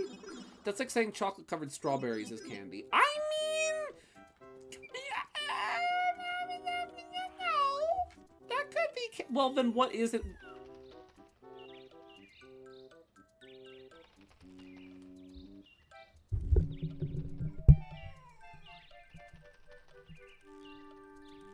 What in Sam Hill was that?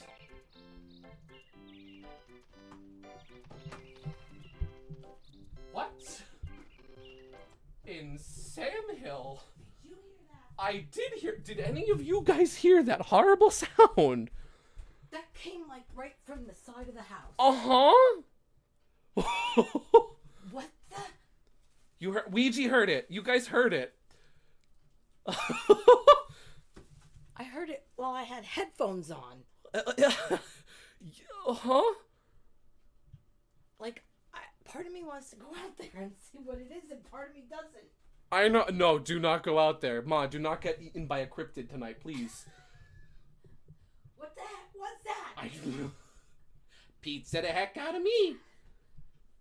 Oh my gosh. Okay.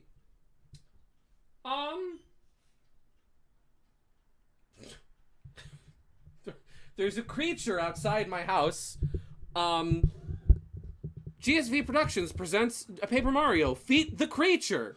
Just lock your doors and hope for the best. Okay. Well, now that I am shook, I'm not going out. do not, please. What? Okay.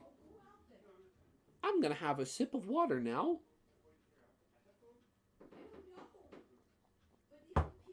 Okay. Let's see. So then, aren't strawberries nature's candy? Kind of. The sun golds, the tomatoes I grow in my garden, I pop them like candy.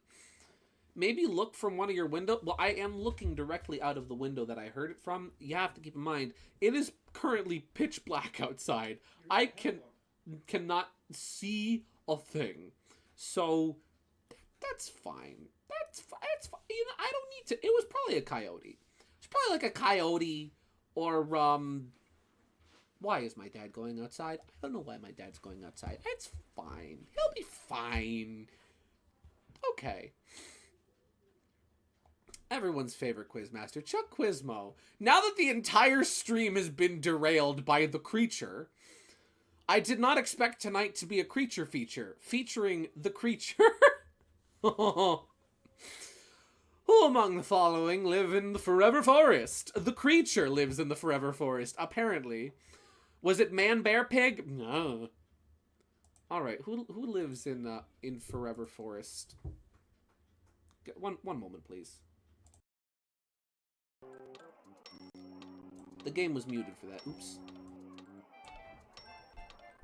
One moment, ladies and gentlemen.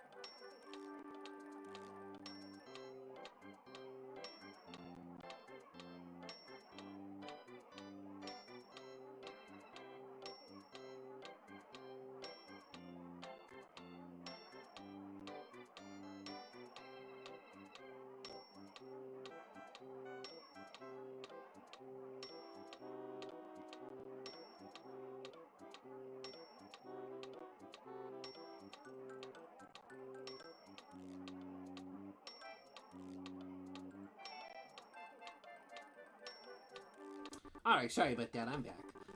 Everything's fine, don't worry about it. Everything's fine. Okay, yeah.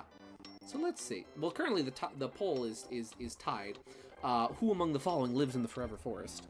I don't remember what Oakley was. I don't think Junior Troopa lives in the forest, but we'll find out. Yeah. Gideon, is that your name? That is my name. My name is Gideon. Yes, correct. GSVProductions is what I, go by on the internet. But listen, I don't care. If you call me Gideon, that's fine. That's cool. That's what I'm one of those weird people out there who's like, you know what? I'm going to use my real name on the internet. Probably not my smartest decision, but not many of my decisions are smart, so it's fine. It balances out. Well, the coin will decide who lives in the forever forest.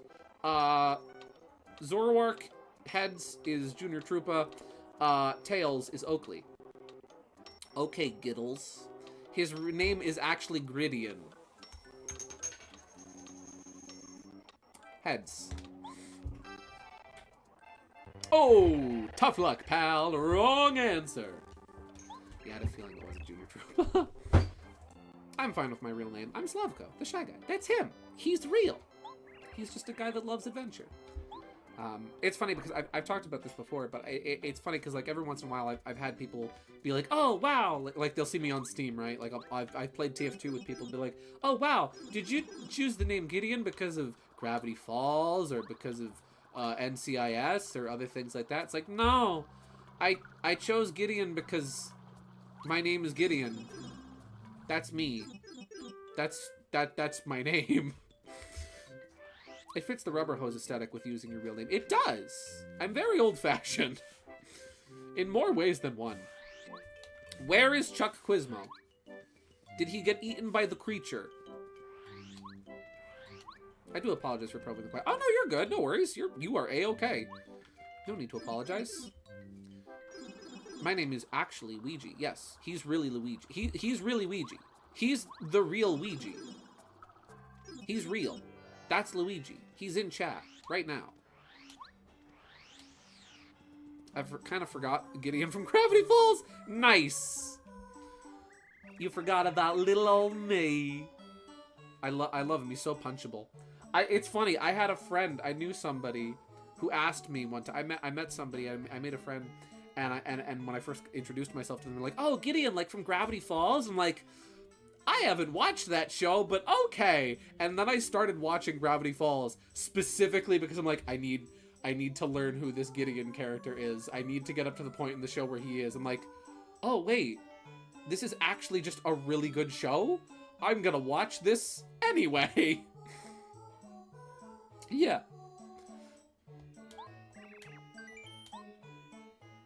It's funny because Gideon winds up, he's such a pain in the butt, but he's a fun pain in the butt. And then he gets better as the show goes along. Let's see, I've never watched it and everyone tells me to. You gotta, it's so good. It's got Grunkle Stan. It's got Grunkle Stunkle who wins the Funkle Bunkle. Gravity Falls is basically the progenitor of story-focused cartoons. And that's cool. Yeah. Yeah, no, it kind of was like one of the earlier, or like it was one of the ones that kind of kicked it off for like the 2010s. I would say like Gravity Falls, I'd say maybe to an extent something like, you know, maybe Steven Universe. Shows like that really started leaning into having very heavy emphasis on telling an overarching story over the course of their episodes, rather than just having fun and episodic gag-based episodes like a lot of other shows at the time and beforehand were. Yeah. In the modern day, at least. It's the biggest pioneer of the subgenre. No, I'd agree with that. Hey, you like the 90s? Play the Green Power Ranger Dragon Zord flute tune. I'm waiting, old man.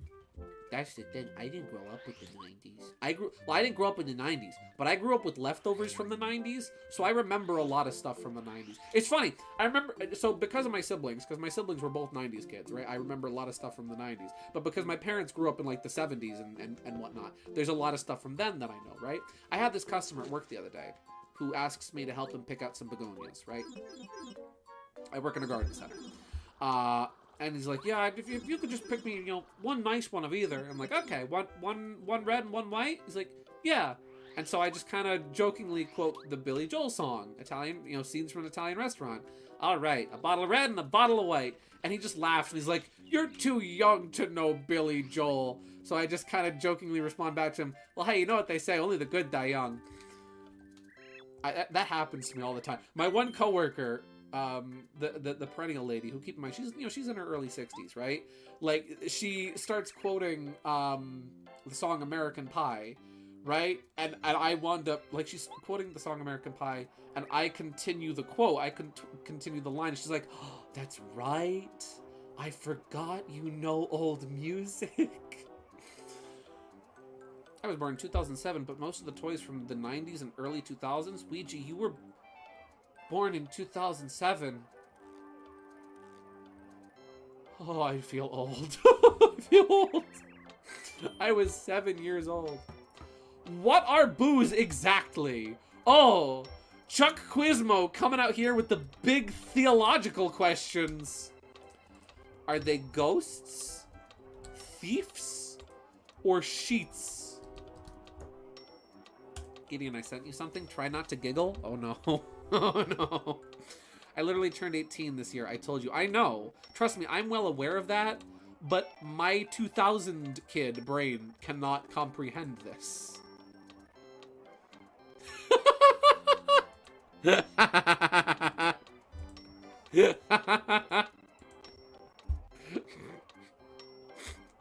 Why?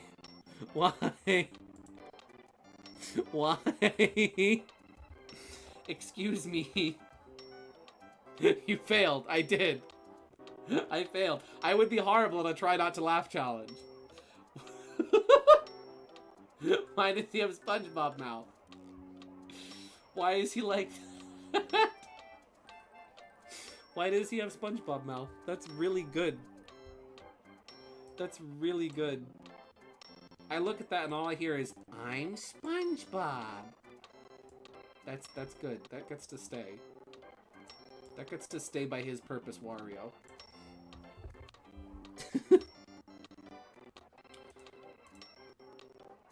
Oh! Also, Ouija, this is good stuff right here. A+ stuff right here. Let me, let's see, answer the... So let's see, what do you guys think that boos are? You guys think boos are ghosts! But here's the sponge. But here's the sponger. Correct! Congratulations! Here's your star piece. You've correctly answered 33 questions so far. Nice, we are just over halfway. But here's the spooker. Here we have another delightful layout shot from Ouija. Let me just put this on screen real quick. And there is a caption to go along with it. Look at this. This actually looks really good with, like, the sort of just gray wall in the background. Because it almost gives, like, the illusion of sort of a cloudy sky. That's actually really well put together. That looks great. That looks really good, too. Hello, fat face, whistled Henry. What cheek, spluttered Gordon. That Henry's too big for his wheels. Fancy speaking to me like that. Me, who has never had an accident. Aren't burst safety valves accidents? Could happen to anyone, really. Those are my closet doors. Oh, nice. Well, it still works really well. I can picture Tom Kenny voicing Neo Metal Sonic now. Oh my gosh. Neo Metal Sonic, voiced by Tom Kenny, would be hilarious, and I need that in my life. That would be hilarious. Of all the out-of-pocket voice choices. Yeah, why not? Get Tom Kenny. I mean, he has incredible range, though. That's the thing. He has really good range. Like, Tom Kenny can do so many different incredible voices where you're like, oh, where you forget that's him. You forget that that's SpongeBob. You know? He voiced gosh darn what was the Italian dictator's name? Castro? I forget. Either way, he voiced him in Guillermo del Toro's Pinocchio movie, which I still have to get around to seeing. I've seen clips from it, and it's like, wow! The mayor from Powerpuff Girls, exactly! Miss Ballum, can you call the Powerpuff Girls? I can't get the lid off the pickle jar. Miss Ballum! I love Tom Kenny so much. I love him. He's honestly one of my favorite voice actors. He's so good. And he's such a nice guy. And he's so full of joy. And he loves what he does. Tom Kenny is so cool. He's like, of all the voice actors I want to meet, it's like him, Charles Martinet. I'd love to meet Rob Paulson. There's some of the ones I'd love to meet, you know? Where is Chuck Quizmo? Where in the world is Chuck Quizmo? He really does. It's scary. For real. The man is a force to be reckoned with. The one ice cream man from Dexter's Laboratory. All because of your stupid pennies!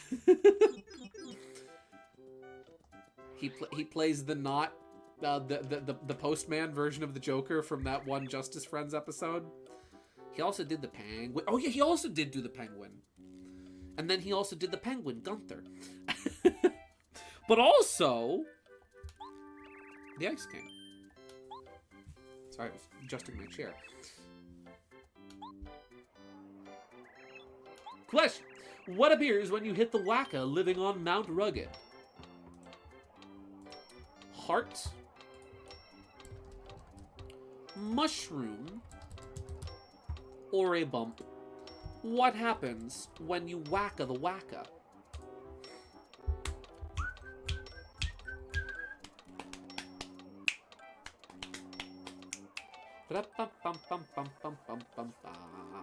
Easy. Easy money. Listen, sometimes he's got to throw us, you know, a couple easy questions here and there. He also did Carl from Johnny Bravo. He did, yes! See? I find it funny how, like, he's been in everything. There's so many, like, he played the one character, like a bunch of background characters in Foster's Home. Well, he was Eduardo in Foster's Home for Imaginary Friends. He also played that one, like, background character that, like, you're led to believe the whole episode isn't an imaginary friend, and it's just a dude pretending to be an imaginary friend, and he's got, like, a clown nose on, and then he takes off the clown nose, and whoa, it's a elephant trunk. Spyro, yeah, he voiced Spyro, too! Dude, this is just the Tom Kenny appreciation stream. I love Tom Kenny. See? Isn't he? He's such a cool guy. He has so many good voices that he does. It's funny because, like, everybody, like, kind of off the tin knows him as, like, oh yeah, you know SpongeBob, you know him. He's SpongeBob. But then it's like, okay, he's also been other things too. I believe both him and oh, I remember his last name. If I'm not mistaken, both him, Bill Fagerbach. Both him and Bill Fagerbach, who is Patrick, are in Porco Rosso, and when I heard both of their voices, I'm like, I know you. And then Rob Paulson is in there too. So many incidental voices in there. I sent you a short video. Fair warning, it is cute, but also loud. Not bass boosted loud, just a bunch of squeakers. Bunch of squeakers? You sent me squeakers? Oh! It's a bunch of otters. Oh my goodness. Oh my goodness, they're adorable. They're just little babies. They're little babies. Oh my goodness. I need to show this. Alright, quick warning. Turn down if you are wearing headphones. Turn down your volume for a minute. We're about to play a video. It's going to be loud. This is your warning to turn down your volume now.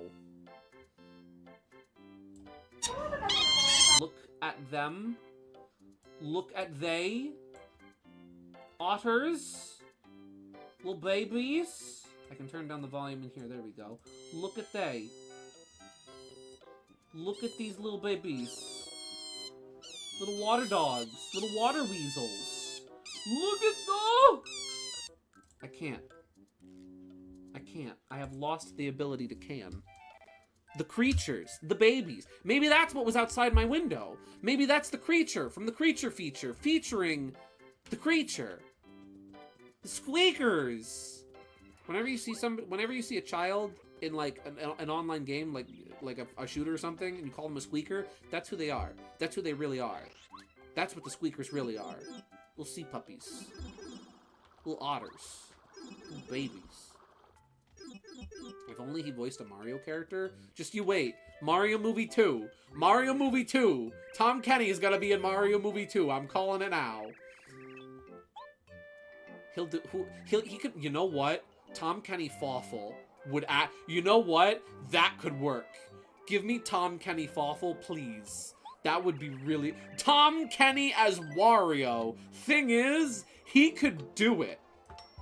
Other than lemons, what fruit drops when you hit a tree in the desert oasis? Coconut. Apple. Or lime.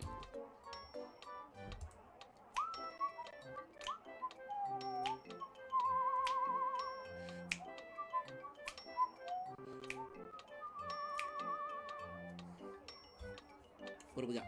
What do we got? Other than lemons. Of course, other than lemons. Personally, I like lemons. A+ fruit. He did. I will never not be sad, as I talk about it all the time. I will never not be sad that Genndy Tartakovsky's Popeye movie never got made. Because guess who would have voiced Popeye in Genndy Tartakovsky's Popeye movie? It would have been Tom Kenny. And he does such a good Popeye voice, too. He has a band. Fun fact about Tom Kenny. What's the name of his band? I'm looking that up. What is the name of Tom Kenny's band? What is the name of Tom Kenny's band? Tom Kenny has a band called Tom Kenny and the High Seas, right? That's his band, Tom Kenny and the High Seas. And they did a show. They did a show in collaboration with the Fabulous Fleischer group that's been preserving all the old Fleischer cartoons. Turns out Tom Kenny is like a huge fan of like Coco the Clown and Popeye and all these old Fleischer cartoons. And he's like collaborated with the people trying to preserve as many of them as they can, and did a live show with his band at one of the cartoon showings. Gideon, yes, KG. 50-50 between coconut and lime. I know the answer. I know the answer. I sure do hope they have a good reason to scrap Genndy Tartakovsky's Popeye move. Oh, wait. Yeah, instead they made the Emoji Movie. Alright, coin flip. Heads is coconut. Tails is lime. Tails. The correct answer is lime. There we go. Oh! A fifth vote came in, and came in anyway. So, yeah. That coin, that vote was from the coin. I mourn the loss of Genndy Tartakovsky's Popeye movie. Japanese spicy crispy crab snack sauce. Excuse me? Excuse me, madam. Excuse me, madame. Pardon-moi. Excuse. What do you mean, Japanese spicy crispy crab snack sausage? What do you mean, Japanese spicy crispy crab snack sausage? What is the name of the strange person in Toad Town who can increase Mario's status? Increase Mario's status. That should be increase Mario's stats. Rat Cheapa,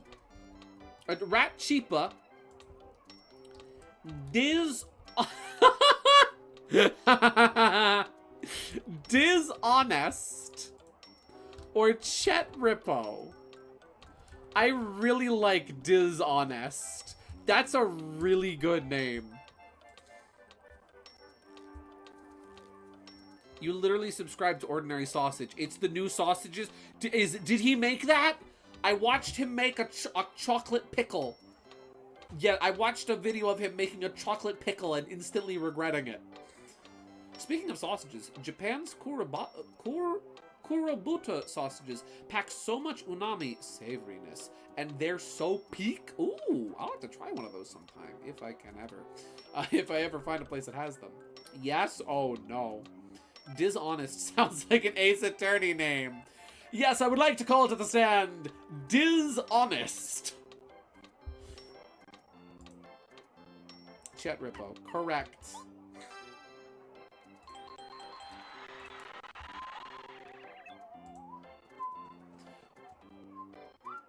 Huh? Huh? Oh no. Oh no, ladies and gentlemen, we have news. Ladies and gentlemen, we have, oh dear. I have bad news, everybody. As it would turn out, as luck would have it, I am going to have to buy a Funko Pop. I am apparently going to have to buy a Funko Pop. This was just sent to me by Florigato Scripts. Apparently, bad news, everyone. Bad news, gang. This is from Sonic Collector's Scoop, who usually has very good information. New rumor has surfaced via @Scarlet Joke TWT, revealing potential new wave of Funko Pops, including Fang. Oh no. Oh dear. Oh no. Oh no. But I don't like Funko Pops. I'm a casual Funko Pop guy, so I don't mind. There you go. Hey, listen. Good. Good for you. I don't like them, but you know what? I'll buy one if it's Fang. I will sell out for the Fang Funko Pop. A can of Pillsbury Dose? No, you can't. No, he can't. He can't keep getting away with this. Me with the Ed Boys. Yeah, but they look good. Oh no. A can of Pillsbury Dose sausage? Why would you make that? He did? He did? No. Mr. Sausage has he's a trooper. He is such a trooper for all the garbage that he puts into his body and is like, I'm making this. We're making the sausage today. It's not very good. How you doing this evening, Gideon? I'm doing pretty good. Tired. I had a very long day at work. My legs are very tired. But I'm doing good. They honestly look cool to me. Nice. I personally find Funko Pops inoffensive. They look cool to me. I mean, hey, that's fine. I'm not a big fan of them personally, but hey, if you like them, if you think they're neat, good for you. I'm really glad. I'm glad that you found something and that you like it and you see the good in it. That's awesome. Even though I don't like it myself, that's fine. You do you. Let's see, what ability does Bombette frequently use? Sing, dance, bomb, ketchup steak. Ketchup steak. Ah, I've had ketchup on a steak, but I'm guessing he marinated the steak in the ketchup. Ah, glitter sauce. Huh? Well, I mean, there is edible glitter. There is edible glitter for, like, cakes and stuff. So, I mean, I guess. I'm now imagining Bombette singing, like, Jigglypuff. Bombette. Bombette.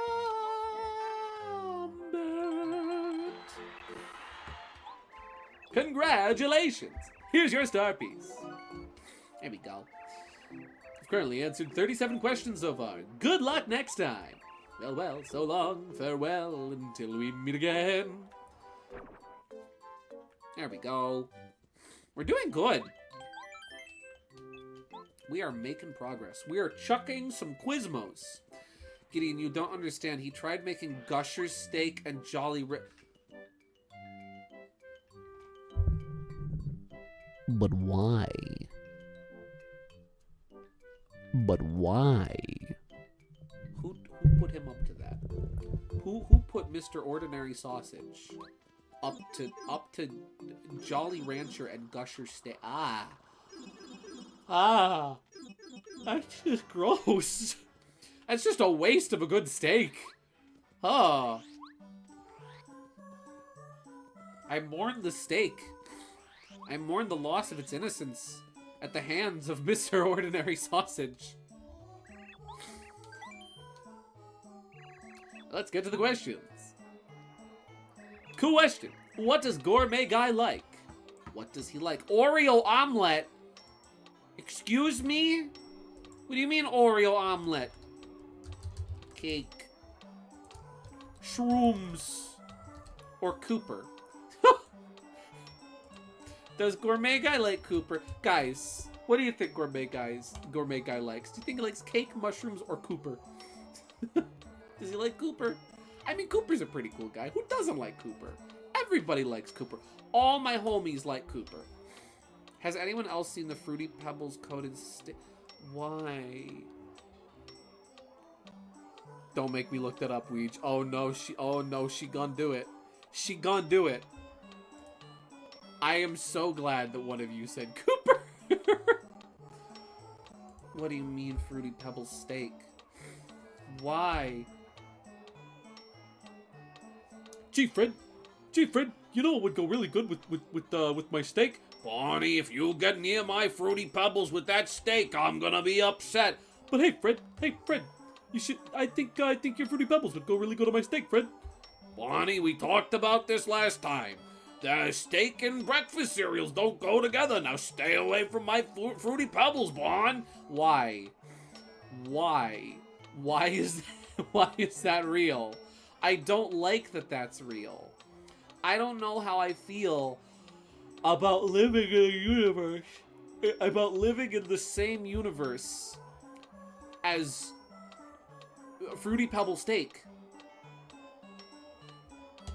Cake. Correct! Congratulations! Unfortunately, he doesn't like Cooper. Sorry, Cooper. You'll find somebody else, buddy. Also, I really like the spot on the ceiling. You can't see this very well because of the way that I have the overlay set up. But I really like the part of the ceiling where the textures aren't quite mapped correctly in the middle. So there's like a weird overlap. That's cool. I like that. There we go. Cocoa's better than Fruity. Bonnie, you're going too far now. Why would you even put those together? I don't know, Fred. It just it seemed like a really good idea. I thought to myself, well, you know, breakfast cereals and dinner type foods, they could go together. Could make a really interesting combination, Fred. Somehow he didn't make it, but he made butter boiled sausage? Not Sour Patch Kids. Sour Patch Kid. No, don't tell me he made a Sour Patch sausage. Don't tell me he made a Sausage Patch Kid.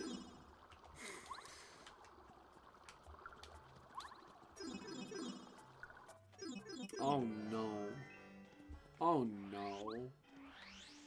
This man is married. What do you think his wife thinks? What do you think Mrs. Sausage thinks when she gets home at the end of the day and she smells the kitchen and she smells the horrible things that her husband is doing for his YouTube channel? What do you think? Who do you think does the cooking in their house? Do you think Ordinary Sausage does the cooking? Do you think I think they have a child. Do you think he prepares sausages and steaks of strange and erroneous varieties for his family? Do you think that's what they sit around at the dinner table having at the end of the day? Not sausage, I mean steak. I meant steak. When he made a s'more stuffed steak. Ah. Ah. Ah. What do you mean? Don't tell me he put don't tell me that he carved out the steak and put the graham crackers in the steak and put the marshmallow in the steak and put the chocolate in the steak. I don't want.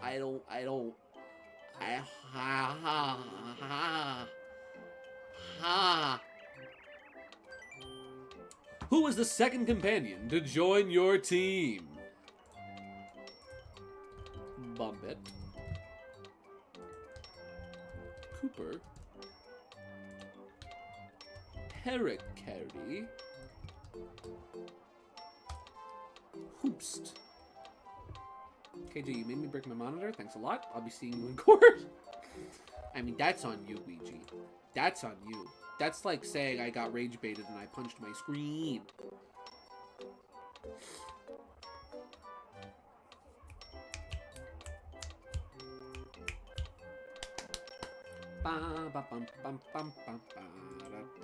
Cooper. There's a lot of Cooper love going on this stream. I appreciate that. Cooper does not get appreciated very often, and so I'm glad that we're getting some good. This is the Cooper appreciation stream. Link said you don't need to watch it. I will watch it promptly after the stream while I am working on my... Oh no. S'more stuffed steak? Oh no. Ordinary sausage? No. He did it. He made it. Gideon, how would you feel if I told you the existence of the chocolate cherry cheeseburger? Somehow that's not worse. Somehow the chocolate cherry cheeseburger is not worse than the s'more stuffed steak. Somehow the s'more stuffed steak is worse. Because, like, at least with the chocolate cherry cheeseburger, right? At least those are two things that, like, a combination of two things you can see being in the same place, right? Like, I can see, you know, you go to like a 50s diner, like a 50s themed diner, or even just most burger joints, and you can get ice cream at the burger joints, right? I mean, you know, people dip their fries in their ice cream, right? You know, like, I can see those two things being in the same place. A steak and s'mores do not belong in the same establishment. One you have at a steakhouse or a fine eatery and or dining establishment. The other you eat in your backyard with your Uncle Gary on a Tuesday night after camping and going fishing in the middle of the backwoods of eastern Oklahoma. Quiz! It's everyone's favorite quizmaster, Chuck Quizmo. Chuck Quizmo, help me, Chuck Quizmo. You are my only hope. Send a link. Oh no. Oh.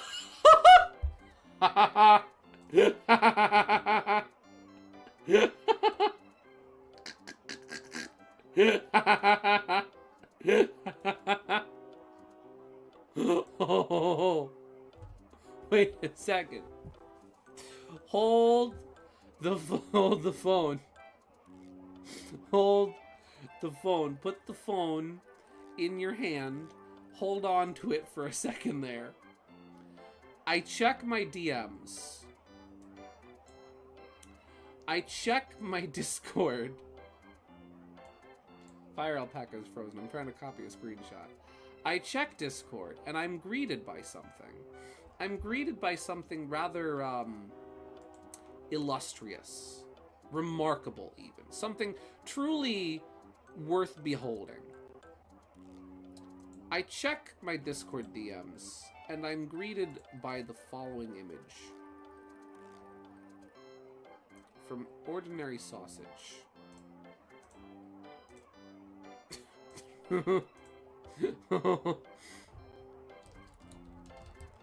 This is what I open Discord to be greeted by. Face steak.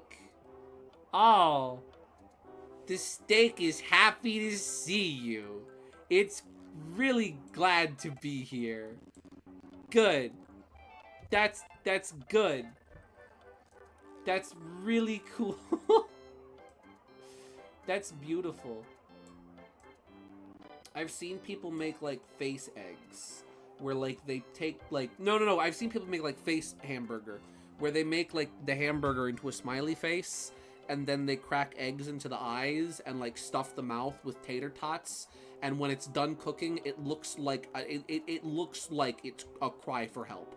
It looks like the physical manifestation of a cry for help from the netherworld. It is literally someone who went to hell and damnation and wishes to be freed from their eternal suffering. It's not a pretty sight. I don't like seeing it. Also, Play-Doh sausage. Okay, that's not bizarre, though. Who's tried to steal coins from you in the desert? Was it Pokey, Bandit, or Nomadimos? Nomadimos.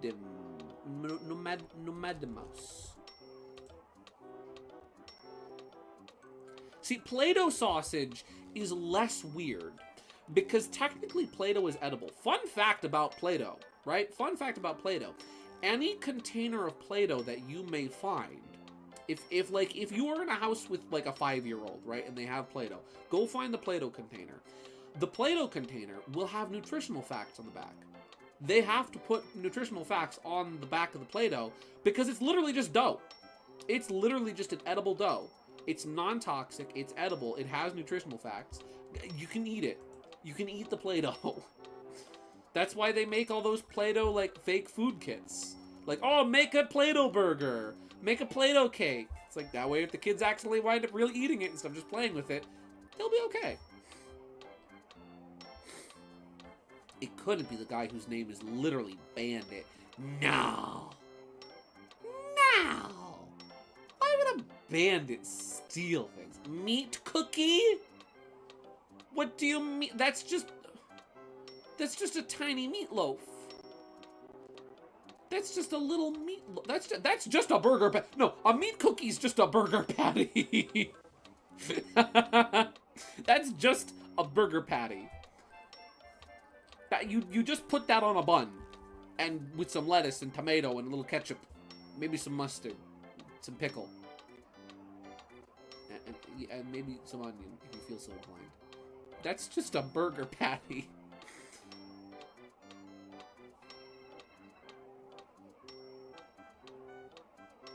Did you not see the I don't. Send me thumbnail. Bandit, wow. Please show me the meat cookie. I need to see the horrors of the meat cookie. Oh, do you want to see? Yes, I want to see the thumbnail. I want to see it. Show me the meat cookie. 40 questions. Ayo, 26 to go. We're doing great. This has been a really interesting quiz show. Oh, Speedstar, I hope you're getting a good first impression of what my streams are like.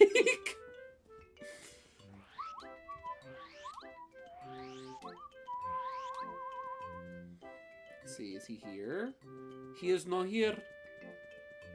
I don't think 20... Oh, I'm sorry. No, 24. 24, not 26. My mistake. Wow. Listen, I had a long day today, okay? I'm having tired math dumb brain.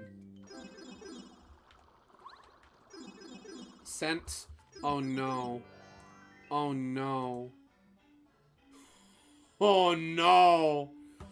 Oh no.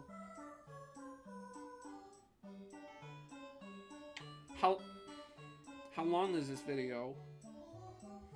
Should we take a brief break to... No, I can't just show another YouTuber's video on my stream. That's lazy. You need to see. You need to see the meat cookie. You need to see the meat cookie. Meat cookie. Meat cookie. Meat cookie. Exactly. Sherwood Fox. Exactly. I don't want to be a sniper wolf. You can't just do that, Mr. Sausage. Mr. Sausage, are you okay? Are you okay, Mr. Sausage? Is this a plea for help? I think we need to send somebody to Mr. Ordinary Sausage's home, because I certainly know I wouldn't be okay. Look at Poppin' Fresh. Look at Poppin' Fresh. Look at Poppin' Fresh and tell me that this is okay. Look at him. Poppin' Fresh is not okay with this. Poppin' Fresh does not approve. Oh. Oh dear. No, he's not. But that's what's great about him. That's why we love him. That's why we love Ordinary Sausage. He's not okay. He's way braver than we all are in making these abominations and consuming it. True. This is true. He is listen, he's brave. It takes a lot of courage to ask the question of why not? Right? You know, why not? Why not make a cookie sausage? Why not make a face steak?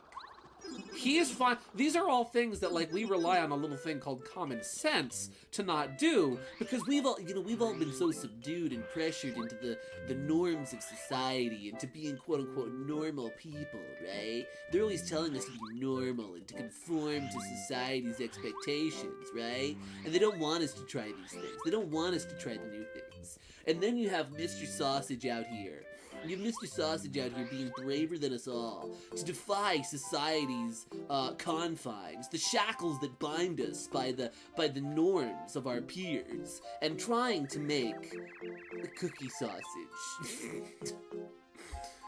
God bless him. God bless him. Let's see. I've been recently enamored with mecha shows thanks to time playing Super Robot Wars 30. The next game's gonna have us fight Godzilla Ultima from Godzilla's Singular Point anime, so that's why I drew the protagonist mechas from SRW30 and Y. Cool. Very nice. That's awesome. I've been meaning to get. I've wanted to get into like more mecha shows and Gundam and stuff for a while now. I have seen one Gundam show. Mobile Fighter G Gundam, from start to finish, the whole show. It's corny and silly, but I love it. Gideon, I can't explain this. Oh no. What now? What is the name of the Star Spirit who can use Starstorm? Is it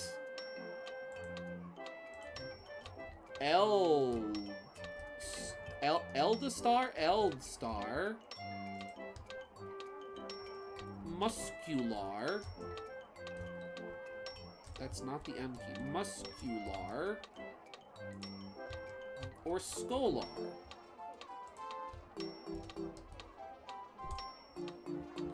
Who can use Starstorm? DMs? What? No. No, Mr. Sausage. Mr. Sausage, no. No. Okay, okay. Listen, I'll give him this. Chicken boiled in honey is not... That's not crazy. Because chicken and honey actually go very well together. Honey is actually... If you ever try it, I actually do recommend trying, like, honey, chicken dipped in honey at least once. Because it's very good. What do you mean candy corn steak? What do you mean candy corn steak? Mr. Sausage. Mr. Sausage. Listen, I am one of the few people out there that likes candy corn. What do you mean candy corn steak? You can't just do that, Mr. Sausage. Mr. Sausage, we can get you help. There is still time. Oh, that's staying. That's staying. That's very cursed, and I'm keeping it. We're keeping that. Let's see. G Gundam is the cheesiest show ever, but it's done so unapologetically and in an infectiously charming way. Yeah, heck yeah! It is such, like, it wears its heart on its sleeve. Three-way tie between Muscular, Scholar, and Ness. I am proud of the two of you who voted for Ness. I wish I could put 5 options on a poll because I would have added Sans. Okay, this isn't so bad. What? Mountain Dew crab legs! No! Alright, we're gonna do a coin flip tournament. Heads is Muscular, tails is Scholar. Tails! Also, that was really cool. My coin bounced off of my my mic. Alright, tails is Scholar, heads is Ness. Ness does not win. Sorry, Ness. Sorry, my guy. He can't be stopped. He needs to be stopped. He's too powerful. He has channeled too much power. Someone needs to stop him. He's become a danger to everyone, including himself. Let's see. I've seen Monster Hunters drizzle meat with honey, so it's not out of place. Yeah. I mean, meat and honey is like, okay, boiling meat and honey is a little weird. Boiling it in honey, it's a little weird. But, like, still pretty, I mean, that's not too strange. Blender steak. Ah, yes. I, too, love baby food. Steak puree. The final attack is literally a placeholder that stayed in the final draft, and it's with the power of love. Was it literally a placeholder? I did not realize that was a placeholder, but you know what? It goes hard anyway. It goes hard. And it fits the sillier nature of the show. I love how it's just one big tournament arc from start to finish with some of the most absolutely like, oh, you would not be able to do this today, stereotypes of various nations, including America. They make fun of America too. It's funny. Yes! Yes! What are addressed to your companions and sent to the post office? Parcels, letters, handbills. Handbills! What in Sam Hill is a handbill?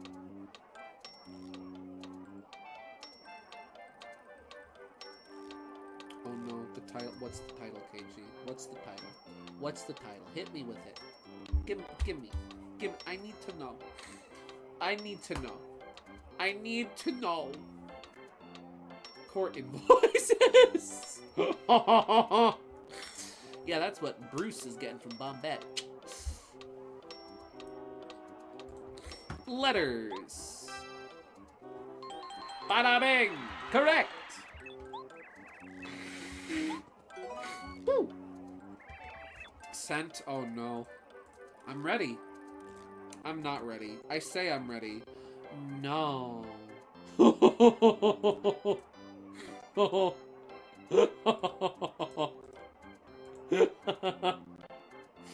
If the previous sausages weren't a cry for help, this title alone is a cry for help.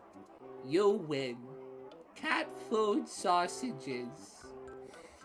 Oh no. Oh no. Oh no.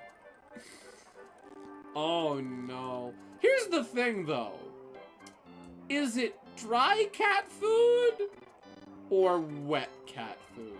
'Cause some wet cat food is like, you know, like turkey and spinach and stuff. Like Loki has like turkey, spinach and sweet potatoes for her one cat food. And it doesn't smell horrible. I don't know. Oh no. I'm gonna assume he got dry kibble. Dry kibble cat food sausage. Just like Mama used to make. Using the power of love as a final attack is peak cheesiness. It is peak cheesiness, but it's a good kind of cheesiness. It's like a nice Jarlsberg cheesiness, you know? It's a fine Gouda. It's a good Wensleydale cheesiness. Wallace would be all up in that. I'm leaving. I never come back. I am running for the hills. Luigi, I am sorry. I'm sorry that it took cat food sausage to scare you away. KG, I don't like the 2 oh no's. I am not reassured by the I am not reassured by the 3 oh no's, the no being italicized on the last one. I'm scared. Question. Among the following, which building is not in Toad Town? Ooh. What does Toad Town lack? A shop? A shop? It's wet food and it's Oliver brand? Oh no. That's not good cat food. Mayor's house. What does Toad Town lack? I will never not think of this when feeding them. What's the matter, Ouija? Don't you want to give your kitties a delicious sausage? Don't you want to give kitty cat a little sausage as a treat? Kitty cat can have a sausage as a treat. Just a sausage. I love a kitty cat sausage. Kitty cat food sausage. You know, it's good for them.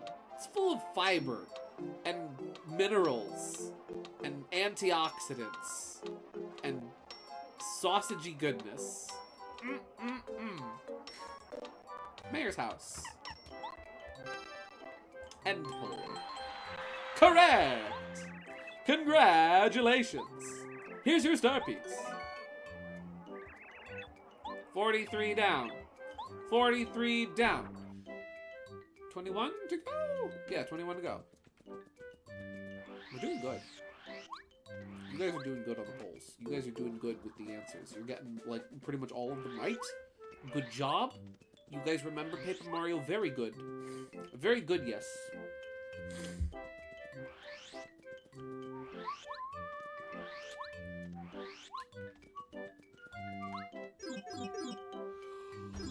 Oh.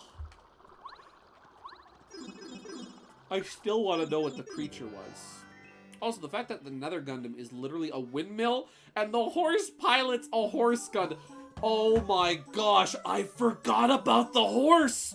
Wait. Wait. Horse Gundam.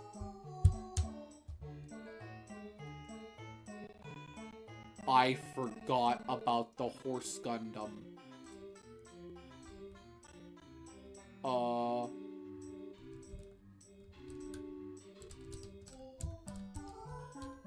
I forgot about the Horse Gundam. Oh my gosh, I forgot about the horse! Wow. Let me get a good picture of him. Let me get good picture of horse.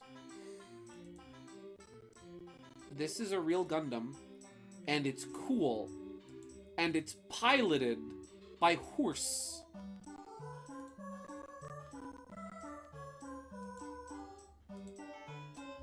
He made 825 videos.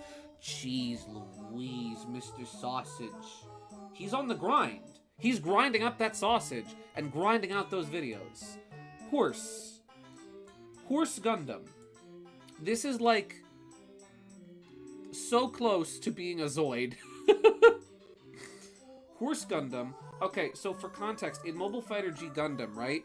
Instead of in other Gundam shows where like the pilot is in where like in other Gundam canons, right?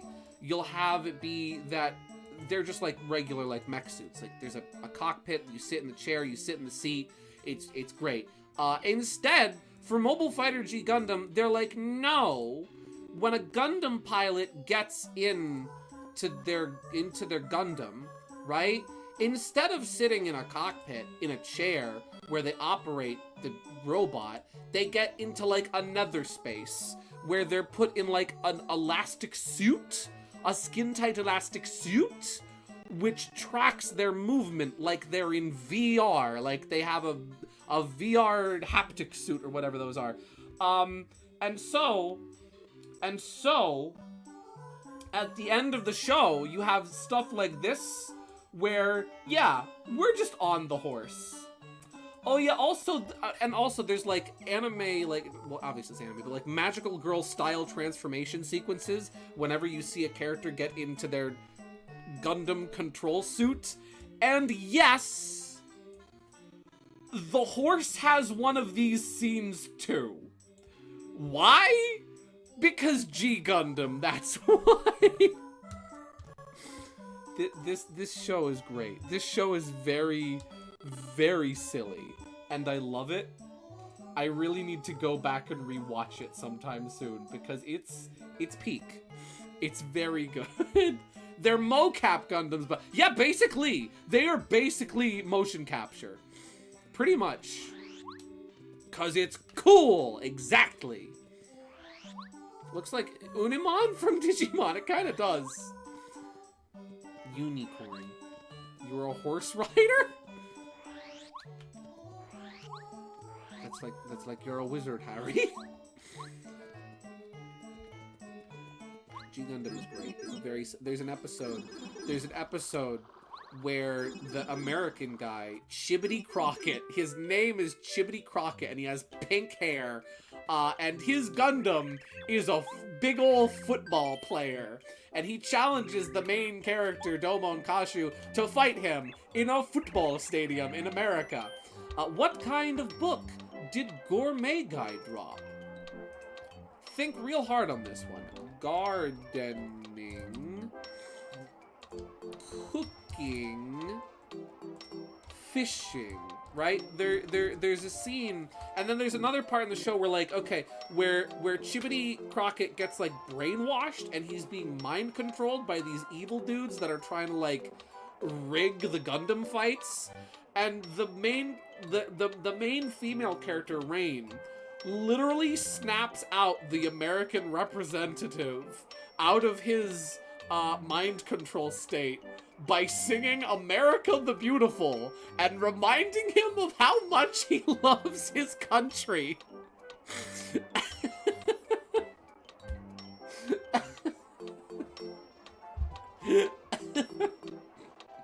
It's so silly. I love it. I love it so much. It's such a dumb show, but it's the good kind of dumb. Oh, listen, as long as it doesn't have...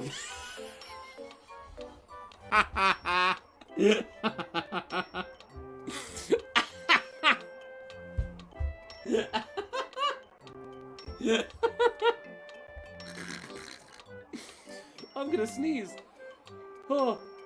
I'm allergic to thinking about Zephyr Breeze's face. Thank you, KG.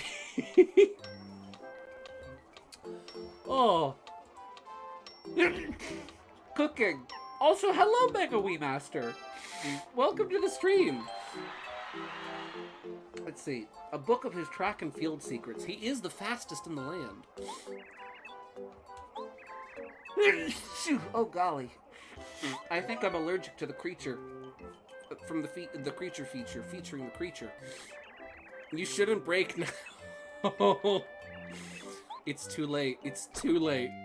I'm gonna sneeze again. Oh, golly. Oh, he dropped the complete collection book. Good. Good.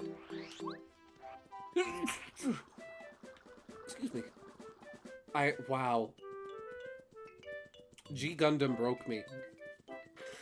Wow, it's really getting you to... It is. I've been on and off all night. All day I've been sneezing occasionally. It's been my allergies. They've been acting up like crazy. Gesundheit, thank you. Bless you, thank you. I take, thank you.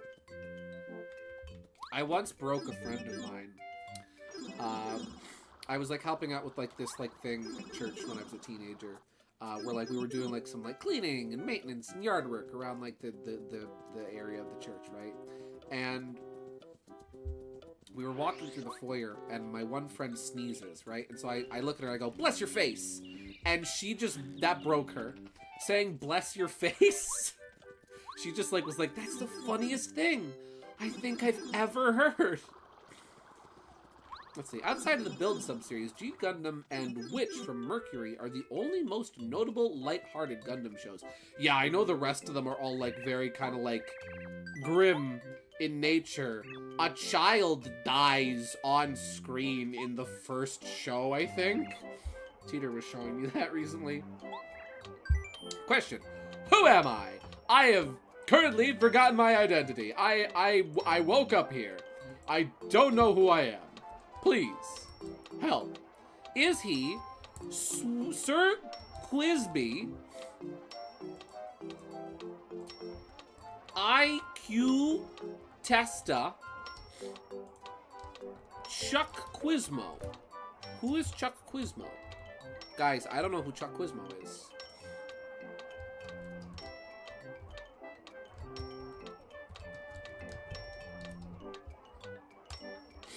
Who is he? Who could he be? He is Ouija Morrow, of course. Of course! That makes so much sense. Professor Oak's grandson, of course. Garrold. Speed, whatever you do, don't talk about Among Us or Infinite on a bike.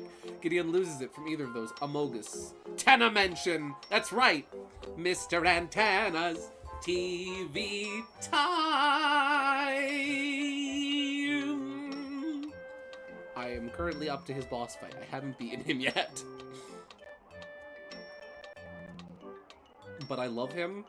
He might dethrone Spamton as my favorite Deltarune character. Well, actually, Susie's my favorite. But Antenna is really close. He's so good. Chuck Quizmo. That's who he is. I remember now. Correct. Congratulations. Here's your star piece. You've correctly answered 45 questions so far. Good luck next time. Well, well, so long, farewell, till we meet again. I just remembered. Wait a second. Who are you?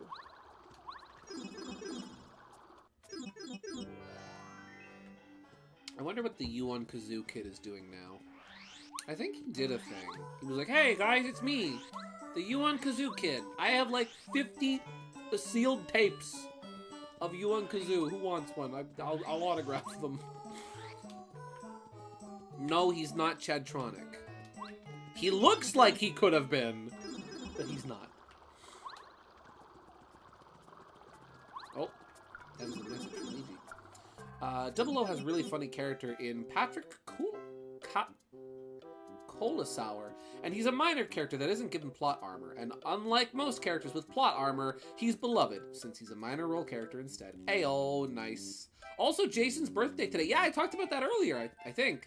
How today, aside from just being Friday the 13th, today is the canonical birthday of Jason Voorhees in the Friday the 13th movies. June the 13th. And it just so happens to be a Friday. Look at that. How do you feel about s'mores pizza, KG? How do you think I feel about s'mores pizza? That is certified clown pizza.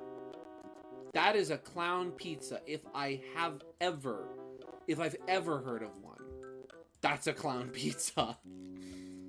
That is a comedy pizza. Here we have another delightful layout photo from Luigi, and with accompanying caption. Aren't jammed whistles and burst safety valves accidents? Asked Percy innocently. No indeed, said Gordon. High spirits might happen to any engine, but to come off the rails like Henry did, well, I ask you, is it right? Is it decent? That's wonderful. But look at him. Look at the little man. Look at the little green caterpillar with red stripes. He is the little man. The little man gets to stay with us.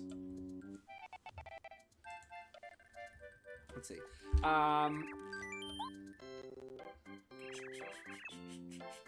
Let's see. He keeps losing, but he always lives on. He even gets his first on-screen crush to tie the knot. Oh, and the wedding scene puts a smile on my face. Gosh darn it, I gotta watch more Gundam. I have to watch more anime, but I specifically have to watch more Gundam. Where do I show up? In towns and villages. On the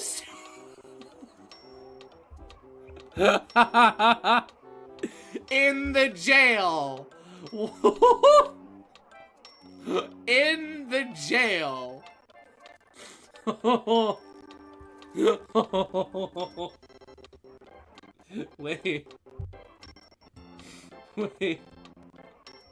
Wait a second.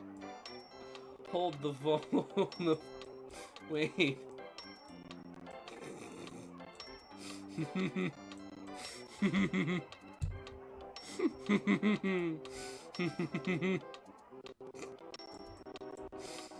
Oh.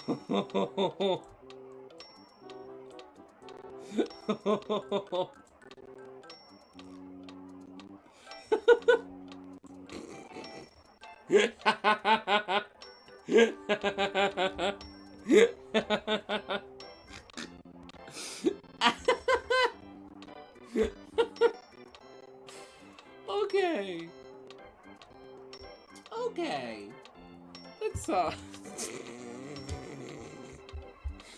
where does he show up? Does he show up in towns and villages? On the streets? Like Ryu from Streets? Or jail? Where? Where does he show up? Let's see. Chuck Quizmo, what did you do? We don't need a poll for this. Nope. I don't think Shadow Mario vandalized Isle Delfino. I think it was Chuck Quizmo. Agreed.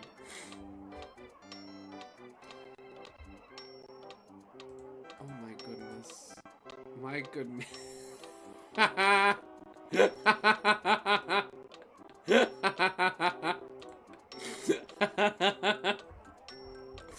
Ladies and gentlemen, I think we have our thumbnail for this stream.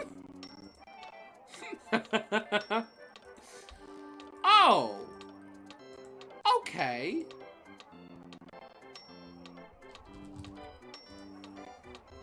I think we have, ladies and gentlemen, I think we Thank you, Speed, for screenshotting that. That is really good to have. That is really good to have in the jail. Oh. There we go. Yes, good. Everyone who voted jail, good. Good job. That was the right answer in heart. Saul Goodman. You're going to prison. Let's see. It's freaking cookie pizza with chocolate and marshmallows. Like, shut up. No, actually, okay. When you proposed to me the idea of s'mores pizza, I was literally envisioning somebody making a pizza and then just plopping the chocolate and the graham crackers and the marshmallows on it. This, however, a s'more pizza with a graham cracker crust, chocolate chips. It looks like there's some like chocolate syrup on there, some melted chocolate. That actually looks delicious. You know what? No, I am. I'm sorry, s'mores pizza. I judged you before I got to know you. I did not realize. I did not understand. You know what? You know what? I deserve to be in the jail for misjudging the s'mores pizza. Because you know what? That looks freaking delicious, and I'll take 3 of them. If I ever make another pizza tier list, that's going high on the pizza tier list. That's not a clown pizza. You know what that is? That's not a clown pizza. That's an artisanal pizza.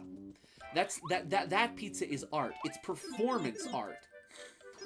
Man, man judges s'more pizza, lives to regret it. I am the new Darman video. The new Darman video is going to be about me judging pizza and instantly regretting it. Okay, good. I was worried I was going to be like the Ninja Turtles s'mores pizza. Don't tell me the Ninja Turtles made a s'more. Mega, are you telling me that the s'more pizza I was afraid of, the s'more pizza that I feared in the heart of my soul, that was literally just s'mores on pizza? Don't tell me the Ninja Turtles made that a thing already. Don't tell me they made that real. Please, no. What is the name of the plant that grows in Jade Jungle and blows out stars? Is it trumpet plant? Not trumpet vine, completely different thing.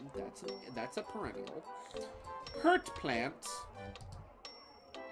Or bell plant. For a second I thought it was bluebell plant. It's gonna be like a bluebell, huh? The Bluebell Railway? Gideon, I have something extremely important to show. What is it? What you got? What you got, my guy? Doorman? Does he know about the D-O-R-E? Huh? The door. In the 80s series, marshmallows were one of the most common toppings they'd get. I mean, I get it. They're, you know, teenagers. And also turtles. But, no way. Ryu. The real Ryu.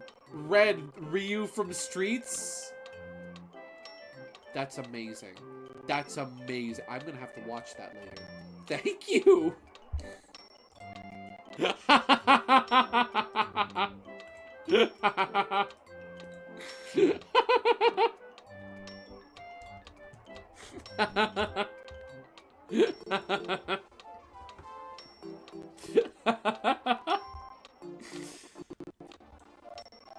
Crimes.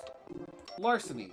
Destabilizing government. Breaking and entering. Vandalizing. Tampering with food and drinks. Bribery. Treason. Conspiracy. Espionage. Drug dealing. While in disguise. Impersonating a member of the church. He follows no... he has no rules. He has no moral.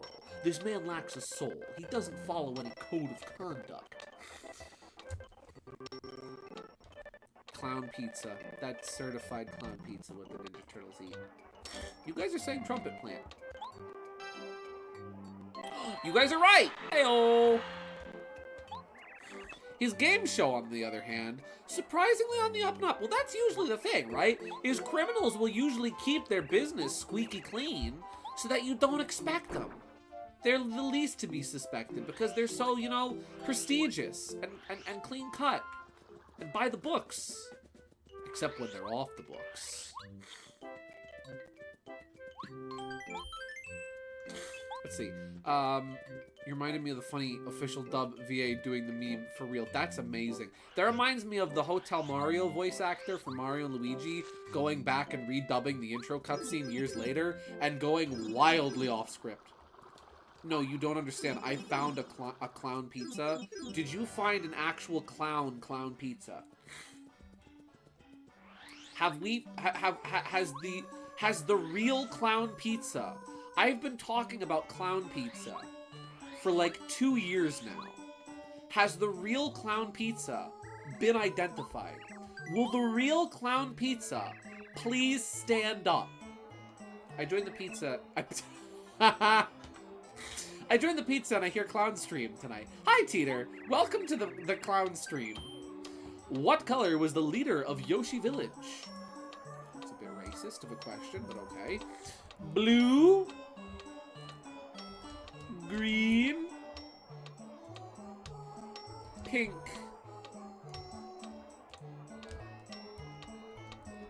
Purple.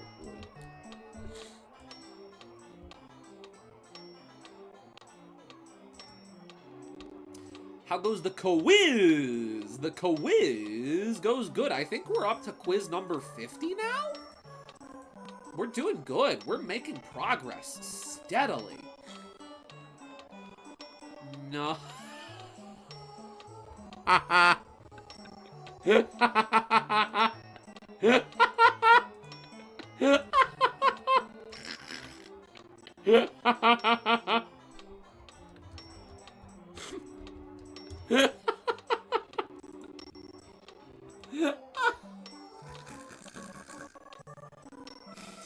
This is, hands down, by far, the most disgusting pizza I have ever seen in my life. There's bananas and glitter and candy and jewels, but the thing that got me, the thing that got me is the rubber chicken.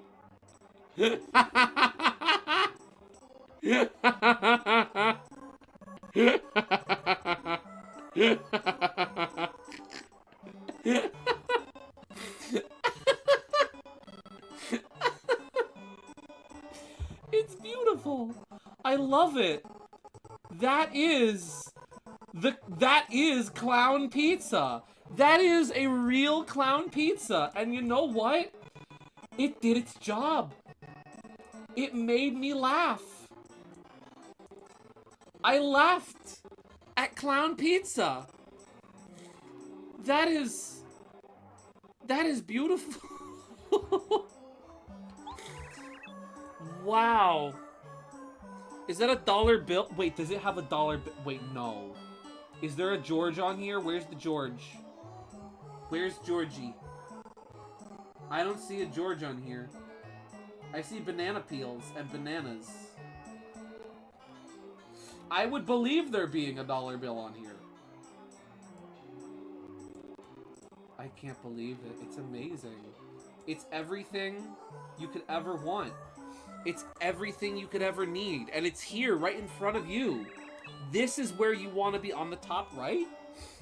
Let me zoom in on the clown pizza a third time. On the top right. I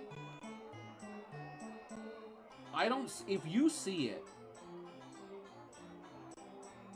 I don't see it. But I'll take your word for it if you see a dollar bill on there. If you eat the clown pizza, if you eat the whole clown pizza, you get to keep the, well, no, you have to eat the dollar bill. You have to eat the dollar bill. You do get to keep the dollar bill, but I don't think you're gonna like it because you have to eat it. That's part of the deal. is you have to eat. That's part of the clown pizza. You have to eat that. You have to eat. That's a legal binding requirement of eating the clown pizza. If you eat the clown pizza in Mario Kart World, you become Clown Mario from Odyssey. Correct. Gideon, one more thing. What you got? I just imagined how that would taste. Yeah. Not good. It would, you might even say it would taste Funny.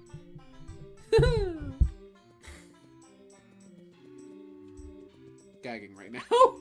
Oh, my favorite drink is back in grocery stores. What you got? What's your favorite drink?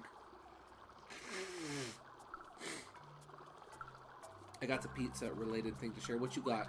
I had not clown pizza for dinner tonight. I had a pizza from Tony's tonight, and it was perfect. It was literally perfect. Look in DMs. Look out. Here comes tomorrow. That's when I'll have to choose. How I wish I could borrow someone else's shoes. Oh no. Oh no. True Moo? True Moo. I have never heard of this drink before. I'm putting it on the overlay. It's going on screen. I have never heard of this drink. But you know what? It goes great with the... So here's the drink. Here's the drinky. Mario, get a drinky. Yahoo! True Moo. Truly Moolicious. Chocolate milk. That looks good. Bottled chocolate milk is usually pretty good. And that pairs perfectly with this. Pizza time! I've got some pepperoni and ice cream, jelly bean and mushroom, and my favorite, anchovies and peanut butter. That goes great with what Mikey's got. That goes really good. These go so delicious together. Oh, Mikey, no. Mikey, no. Mikey, put it away. Put it away, Mikey. Don't eat that. I don't have a picture of him to show on stream, but I saw a turtle last night. There was a turtle in my yard. There's a big old turtle up by the upper like driveway. It's not really a proper driveway, but it's like an upper area where my parents sometimes park the car.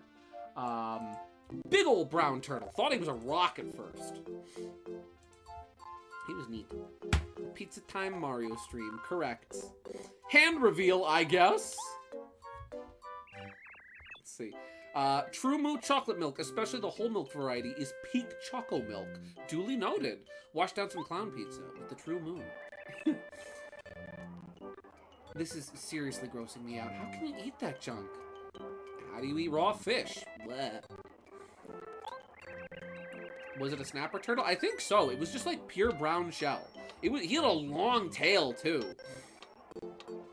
What is the name of the elderly man who tells fortunes in Toad Town?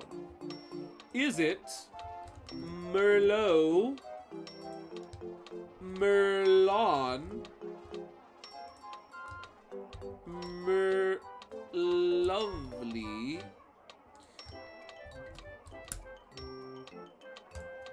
is it? You know what? I got a picture of him.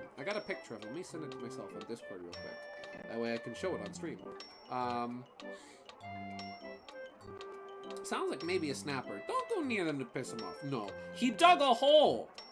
Silly little goober dug a hole in the ground and must have pulled something out of it. Let's see if I can show you a good picture of this guy. He was cute. He was big. Here we go. Look at this guy. You know the answer? Luigi knows the answer? It's the one that starts with Mer? No way. No way. That's crazy. That's nuts. I think you're nuts. Check out this guy. He was big too.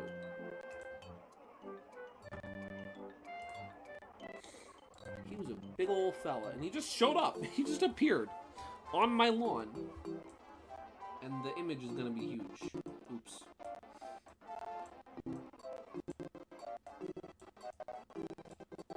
Look at him. Look at he. Look at this man. And he was big, too. Like, he was the size of, like... I don't know. He was the size of, like, a dinner plate. He was bigger than that. You know, he was a big guy. He was a big turtle. He was, like, at least, like, I don't know, like, 10 inches around. He was big. Hello, fat face. Oh, dang, he is big. You see that hole? He dug that hole. That's his hole. It was made just for him. This is my hole. Paper Mario does not like the presence of Tortol. There we go. I think it's a snapper. Could be wrong.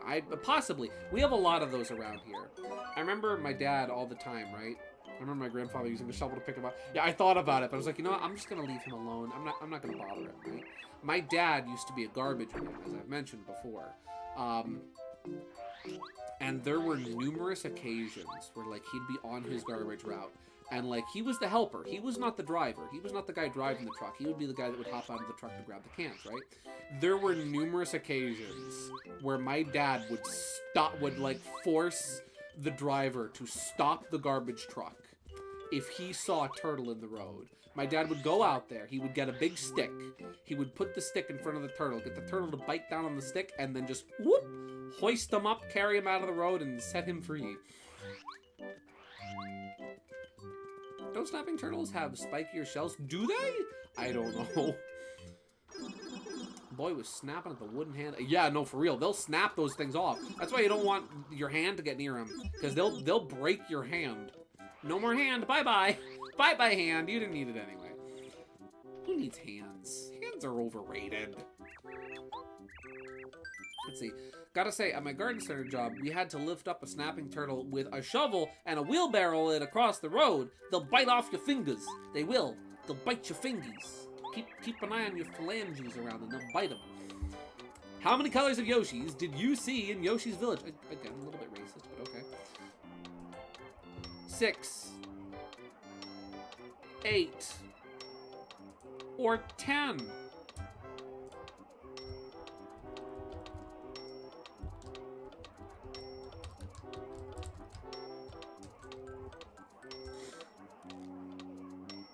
One Marzillion. First game to have 1 billion Yoshis.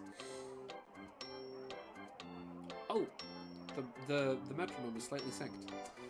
Let's see. Scary dinosaur turtles, for real. They're great. I love them. They're so cool. My dad was out there like, look, it's a dinosaur. Mr. Quizmo, what's your obsession over Yoshi colors? Why do you think he was in the jail? How do you think he got there? Chuck, I think that's racist. He may or may not have committed a hate crime. By mistake, maybe? 6. Ayo! Tax fraud?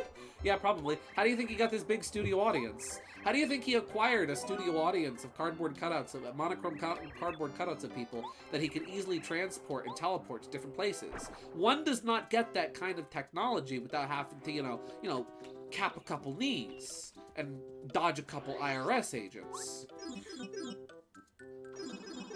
Which color was the hate crime towards? Purple. Purple. Quizmo gonna get a hashtag with how obsessed he is over people's colors. Hashtag Chuck Quizmo is over party. He does have Yoshi in his audience too. They're watching him. They're watching him. They know. They're keeping an eye on him. Peach likes pink and Princess Daisy likes purple. I like purple too, but guess what my favorite color is? What? Guess what my favorite color is? Green. Yippee!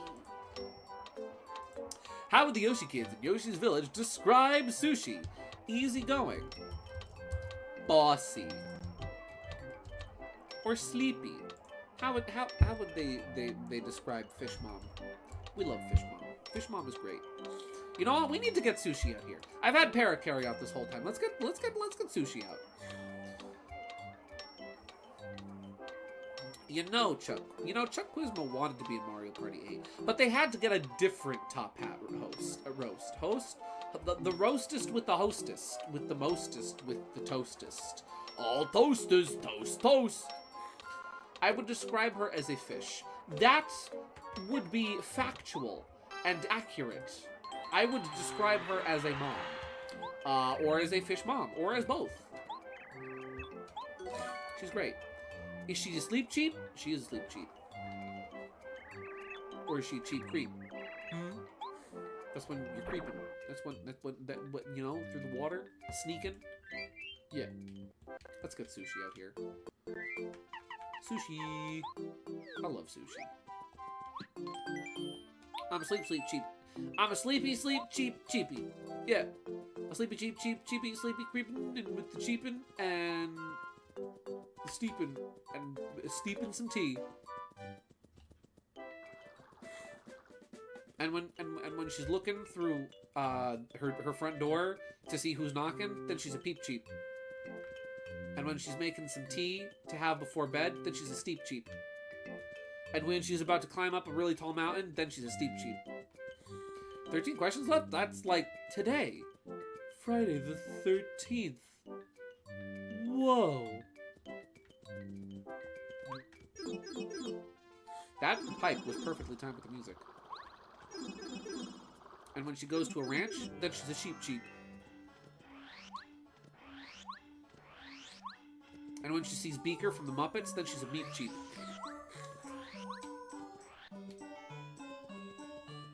And when she somehow gets into Super Paper Mario, then she's a fleep cheap.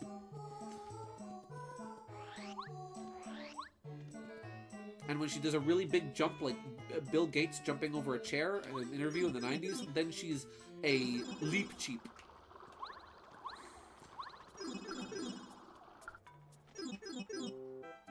And when she gets all chunky and 8-bit and whatnot with the chiptunes and such, then she's a beep cheap. Apparently the Jason noise isn't chi-chi-chi-cha-cha-ha-ha, it's ki-ki-ki-ma-ma-ma. Personally, I don't hear it. Actually, yeah, Dan was telling me about that, because Dan's a huge, like, horror fan, and he loves Friday the 13th. That's, like, one of his favorite movies. And he was telling me about that, about how it's how it's like Jason telling his mom he's gonna kill the dudes. He's gonna kill him, he's gonna get revenge. I learned that recently. I'm like, whoa, that's really cool. I've actually, fun fact, did you know, I've never actually seen any of the Friday the 13th movies. I'm not a big horror guy. I haven't seen any of the Friday the 13th movies. I haven't seen any of the Nightmare on Elm Street movies. I haven't seen any of the Saw movies. None of, like, the big horror movies I've seen. I've seen the oldies. I've seen Alfred Hitchcock movies. I've seen Frankenstein. I've seen Dr. Jekyll and Mr. Hyde. What building is across from the Toadtown Post Office? Is it the Shoppe? The Station? The Station? Frankenstein, correct. Or is it Merlin's house? Melron's house. No, I'm leaving it as Melron's house. Melron's place. Halloween movies are specials in my household because my parents watched the first one when my mom was pregnant with my sister. Nice. Murray's house. We're going to Murray's house. He's going to show us his cool van. And then we're going to get to talk to Sly. And then we'll see Bentley. And he'll tell us about the great waterfall with bones and body parts. Merlin's house. You guys are doing great. You are on fire with the correct answers tonight. Here's your star piece. 52 questions, not bad. We're almost there. We've almost got them all. Have we gotten any others wrong yet? A few. One or two. We've gotten one or two wrong answers so far. Not many, though. Not many. How many star pieces do I have? 71! Holy cow! I'll be interested to stop by Mario's house to see, like, how many I've gotten. Will we finish them all before the stream ends? Maybe if we do, like, a lightning round with some of them, but I don't know. Let's see, we've done 52, I think. So then we have to do 12 more. If we can do 12 more quizzes in 40 minutes, then yes. But I don't know. We might have to save a few of them for next week. We should. We must. We shall. But Teeter, I have to work tomorrow. What if I can't do it by 12? I still have to make a sandwich and be ready for my employment. Excuses, that's fair. That's a skill issue. I need to get good. Quizmo. Alright. Any of you ever been to Quiznos? I've never been to Quiznos, but I feel like now in honor of Chuck Quizmo, I should go to Quiznos. What kind of card do you get when you defeat Lee at the dojo in Toad Town?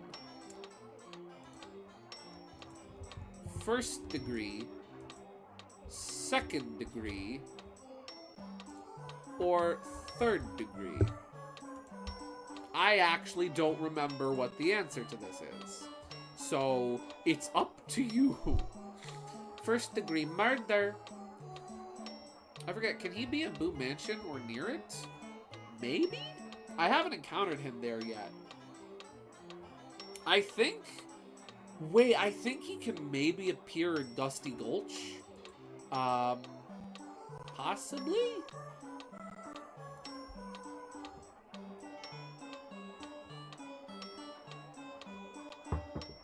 I feel like I remember seeing him at Dusty Gulch. Oh, first degree is wrong. I think it's third degree. You'll get what? Hubba wahba hubba. Debate here and now. Oh boy. One of Grunkle Stunkle's crimes. First degree thermometer theft. Correct. Second degree. Oh, it's second degree. Thank you, Mario Simpson. First degree is when you meet to do it and planned it out, I think. Yes. Correct. That's when it's premeditated. Yeah. The fight, of course. The fight between you and between you and Lee. Yeah. KG, what we debating? What are we debating?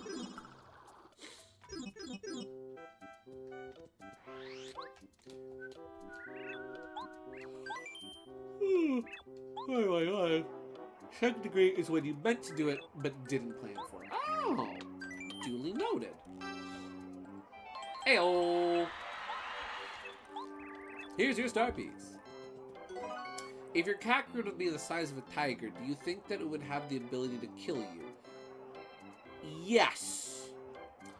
If my cat grew to be the size of a tiger, I don't think my cat would kill me, but I think that my cat would have the ability to kill me due to sheer size and like mass and like bite force pressure. I think that yes, if cat grew to size of tiger, I think cat would be capable of murder. Murder, death, kill. I saw a Twitter video about this. Like, it's still trained, knows who you are and all that. Yeah, I agree. Where it's like, just because something has the ability to be a monster, it's like the pit bull paradox, right? It's like what people say with pit bulls. It's like, oh, Pit bulls are evil, they're dangerous, they're monsters. it's like no. They're like any other dog, they're like any other animal. They have the capacity to be dangerous, but they can be trained to be not. So yeah, I think if Loki suddenly grew to be the size of like a tiger, I think Loki could kill me. If Loki wanted, I mean, to be fair, Loki could probably kill me at her current size. Not to say that, like, she's a big cat or something. She's an average-sized cat, but, like, kitty got claws. Like, yes, they got trimmed every once in a while, but cats still got claws. Teeths. Cat got teeths. If Loki wanted to, she could do horrible things, right? Most cats could. What color is the brooch that Peach wears?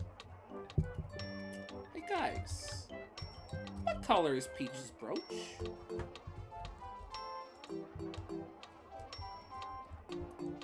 What color is Peach's brooch? What color is Peach's brooch?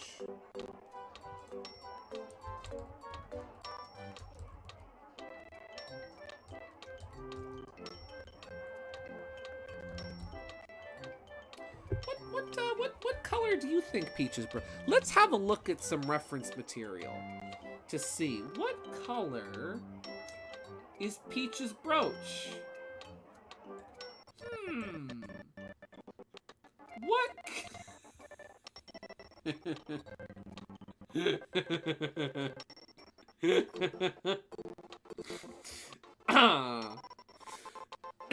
It's oh, it's I'm not sure. That's a tough one. Let's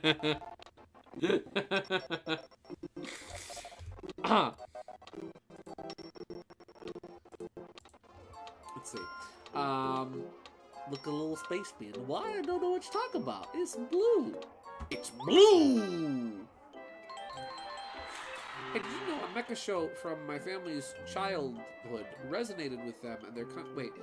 Hey, did you know a mecha show from my family's childhood resonated with them and their country because it was a show of revolt that aired during a dictator's rule. It helped against dictatorship. That's interesting.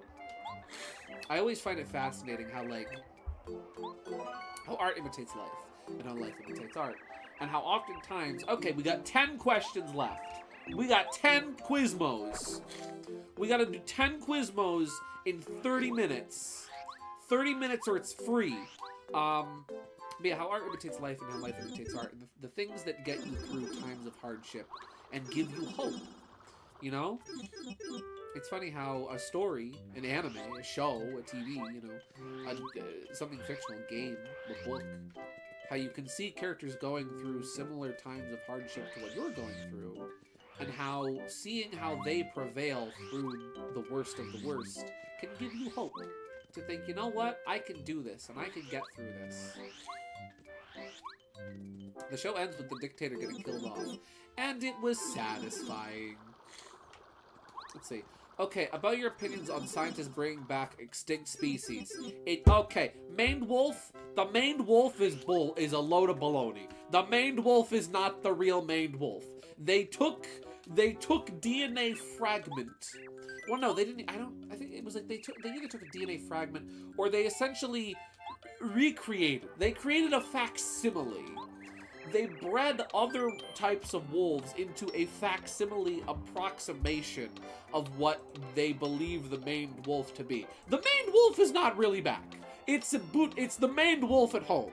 Hey, Mom, can we have the maned wolf? Sure. No, honey, we have the maned wolf at home.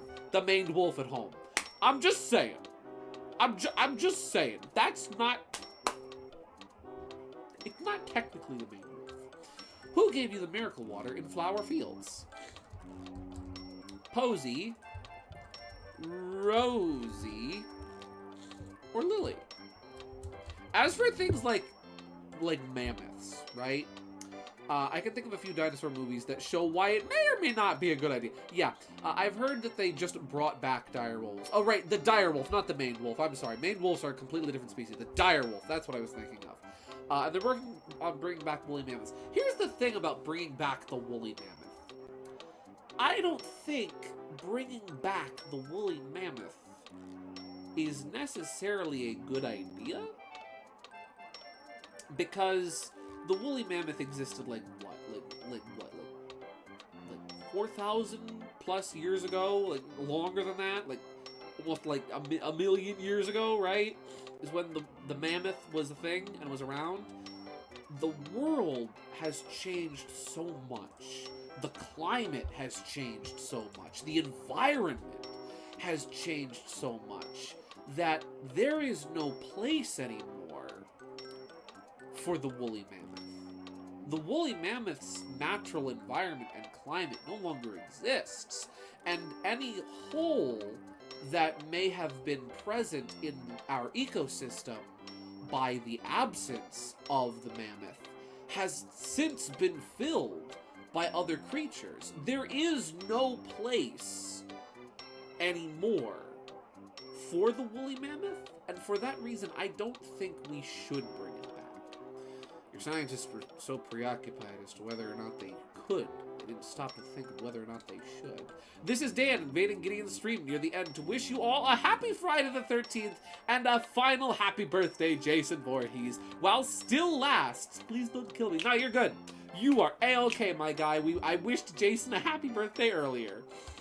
Yeah, thank you for sharing that knowledge, by the way. That was really cool to learn that. Oh, hey, Lily was the answer. Let's see. Like, the dodos is a literal symbol of human consequences, and we have to live with it. Yeah, for real. Like, we have to live with that. You can't just be like, oopsies, oopsies, backsies, control Z, we brought it back, hee hee. Like, you can't do that. We throw the food chain out of the whack. Their natural predator is gone. Correct. Exactly. Their natural predator is gone. Any of the things that they may have been, like, yeah, whatever they were the prey for is gone. The things they preyed upon have changed and are gone. It's like, there's no spot for them.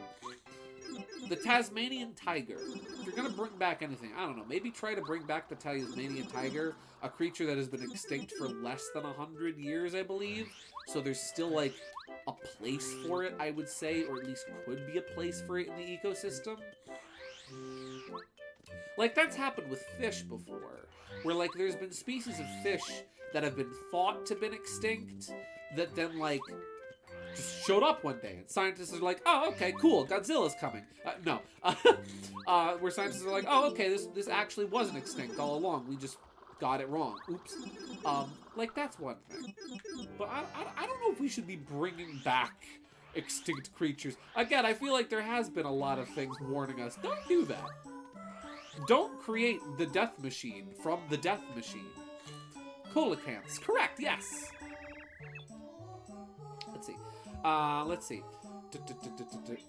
Jason can also run. He does it in the second movie when he's crossing the road. Does he? Again, I haven't seen any of the movies. Maybe use it with a species in low numbers? That seems more plausible. Maybe, yeah. That could be feasible. Let me have a quick look, see, I got something. Teeter, what did you send me, Teeter?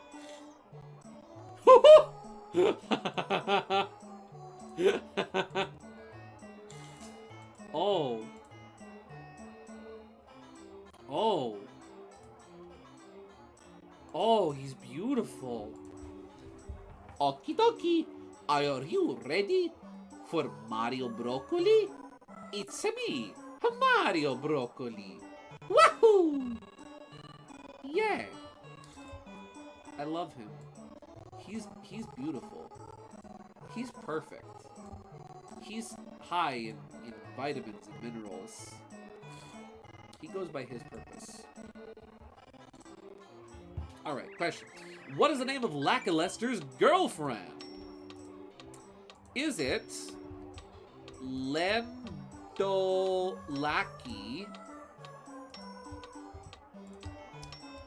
Lackitofu, or Lackilulu? Start poll.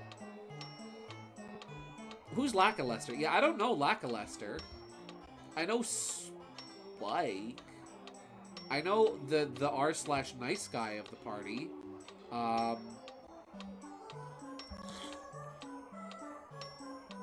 don't know Lackalester. Who's that? New character? New character just dropped? Is that an unused character?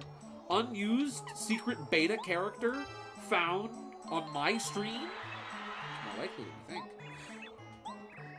Here's your star piece. 56 questions. 56 questions. 8 to go. Lack a loser. Is that who they're talking about? Yeah, that's who they're talking about.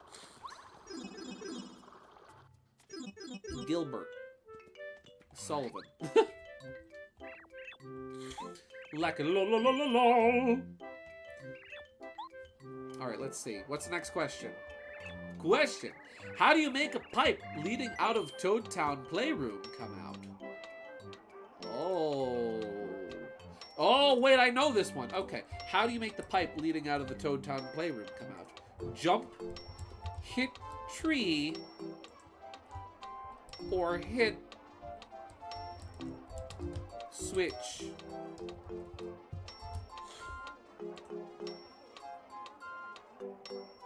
Let's see. There were even 2 Indian rhinos that's in extremely low numbers that last I checked, there were only 2 females, a mother and her cub, alive left. See, like, I feel like from, like, a scientifical and preservation standpoint, we should be putting more effort into researching the preservation of already extinct species than in the attempted revival. Or, correction, we should be putting more focus into preserving, protecting, and rejuvenating nearly extinct species or endangered species, rather than putting so much effort into hypothetically reviving already extinct species, when in actuality, we're really not actually reviving them, and instead just splicing the genes together of similar creatures to make something that is an approximation of that extinct species. I feel like we should be focusing more on saving the pandas and the rhinos. And the jerboas, because technically they're kind of endangered. Instead of focusing so much on the mammoth and the dire wolf and stuff like that. Hit tree. Wasn't there a switch in the tree? Is this a trick question? I think it... No, I think it was just you hit the tree. I think the switch in a tree was a different thing. Just checked now. There is 4,000. Seems like their experiment worked for preserving them. Oh, that's good. Nice. We'll see. Let's do more of that. Let's focus on doing more of that and reestablishing the numbers of, you know, still existent species that we still have that are merely endangered, rather than focusing so much on bringing back ones that are already gone. We have to live with those consequences. We know that we did it. We know that it's our fault. We need to live with that and move on and do something more productive with what we already have. Don't worry about what you've got and what you don't have anymore.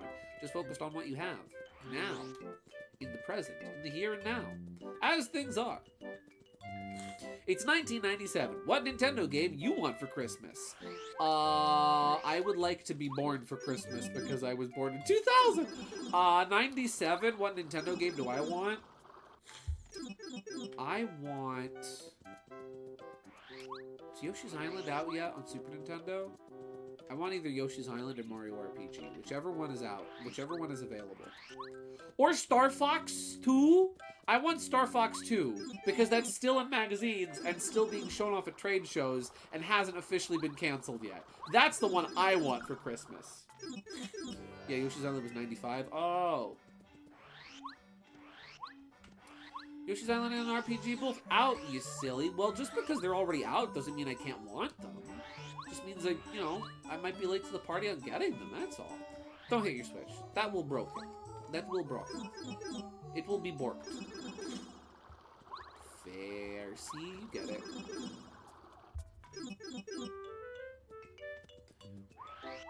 Your mummy didn't buy you an N64. No, mummy didn't buy me an N64 for Christmas. We didn't have enough money. She couldn't find one at the store. Mummy went to the... I told her, Mummy, I want the Nintendo for Christmas. I want the Nintendo 64. She said, alright, I'll get you the N64.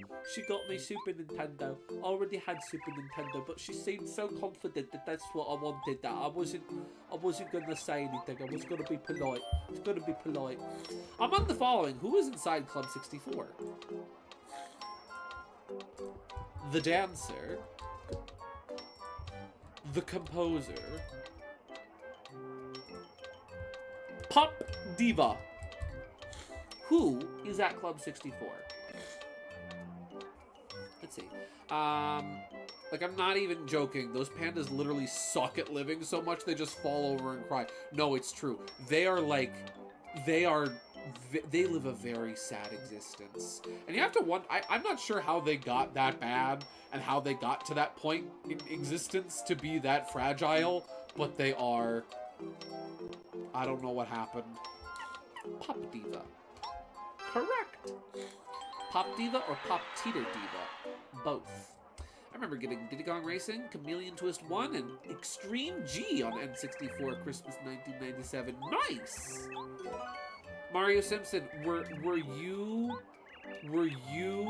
the oh my gosh! Nintendo 64 kid, was that you? Was that you? You remember? I do remember Teeter Pop Diva.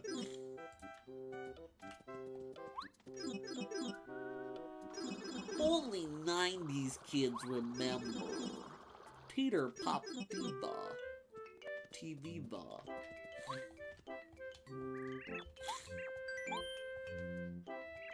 Alright, what do you got for me this time, Mr. Quizmo? Question! Which one of the following do Shy Guys never do? What do Shy Guys never do? Alright, Mario Simpson, what among these do you never do? Sing, dance, or run?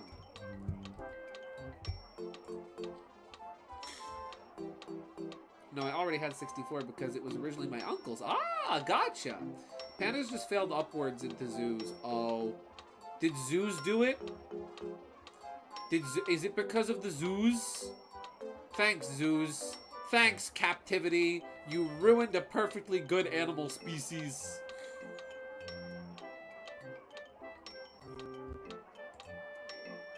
Sing. They never sing. Thank you, Mario Simpson. Correct. Lord Shen sought to destroy them? Correct. It's not fair. They could likely do all of that. Could they? They could. They could do all of that. Right? Shy Guys could do all of the above. But they choose not to. They never do them. They choose not to do the things. Imagine the Tusken Raider choir cutaway gag from Family Guy, but with Shy Guys! Oh, they are basically the same thing, aren't they? Oh, wait, no, I'm thinking Jawas. I'm thinking Jawas. Or, like, Shy Guys. BS, they got a mask. Maybe they sing under their little masks and you never hear. Well, no! That is that's a load of Hoagie Belogie right there. Because the Spear Guys in Yoshi's Island that do their little dance, that dance with their little spears, they hop back and forth and they go. They do that back and forth, and they sing while they do it. So you know what? I'm calling BS. Chuck Quizmo was wrong. Chuck Quizmo was factually I am fact-checking you, Chuck Quizmo. You're wrong. Shy Guys do sing, doofus. Fake Mario fan over here. Gee, I sure hope somebody got fired for that blunder. They don't whistle, though. Yeah, but you know what I mean. The melody. It's like...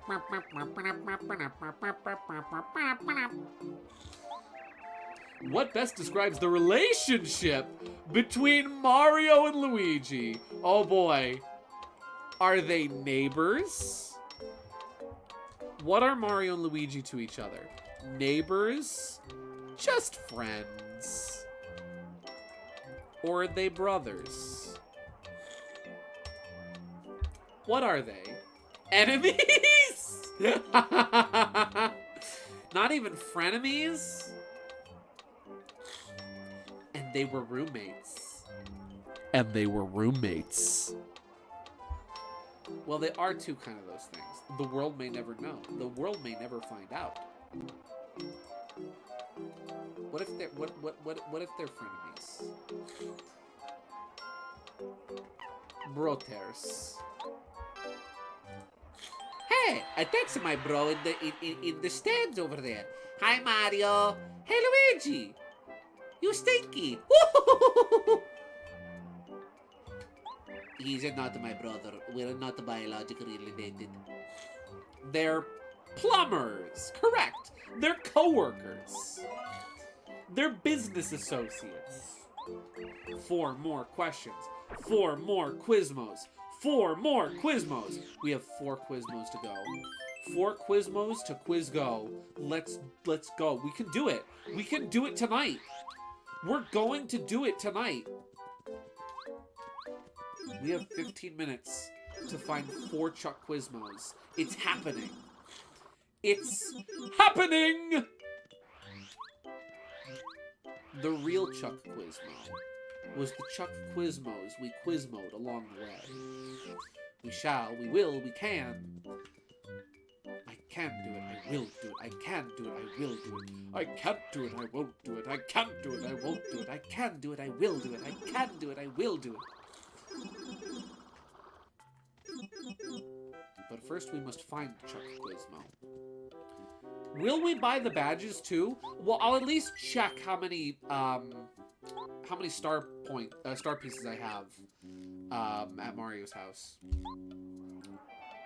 Rabbit season, duck season, rabbit season, duck season, rabbit season, rabbit season, duck season, fire! Among the following, who is found in Starborn Valley? Oh, I'm not typing. Penguino, Lakitu, or Ninja?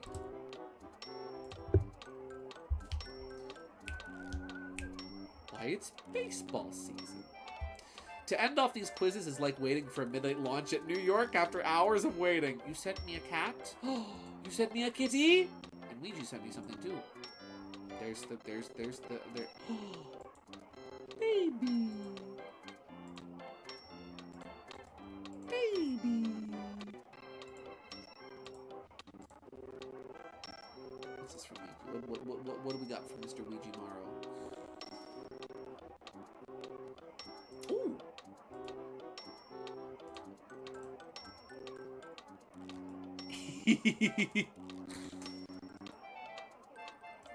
We have good stuff here. We have really good stuff here.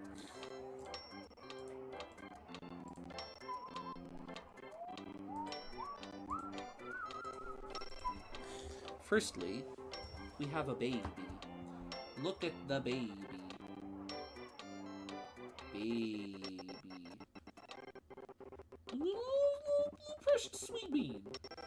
Little precious sweet bean is gonna go over here by the Star Spirits. Honorary Star Spirit of the night. Then furthermore, we have another delightful layout photo from Ouija. Make this a little smaller. That's really good stuff. With caption. Caption is, soon it was Henry's turn to take the express. Gordon watched him getting ready. Be careful now, Henry, he said. You're not pulling the flying kipper now. Mind you keep on the rails today. Henry went off in a huff. Gordon yawned and went to sleep. And then lastly, we have a funny from Ouija. Bro thinks he's pulling the troublesome trucks. I can and I will. I can and I will. I can and I will. I can and I will. I can and I will. Good James. I can never decide on a James voice. I can never decide if I want to do flamboyant James or if I want to do ta-da to you. Alright. You guys are saying Ninja.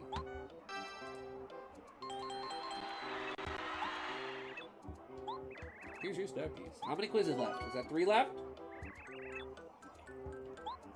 3 quizzes left. 3 Quizmos left. It's the final. It's the final Quizmos. Ba-da-ba-boop.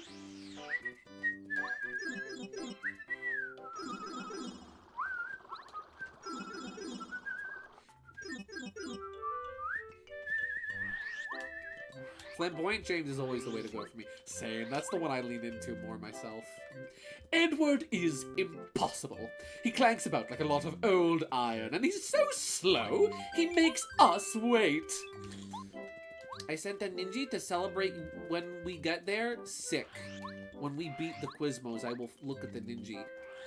Copyright striked?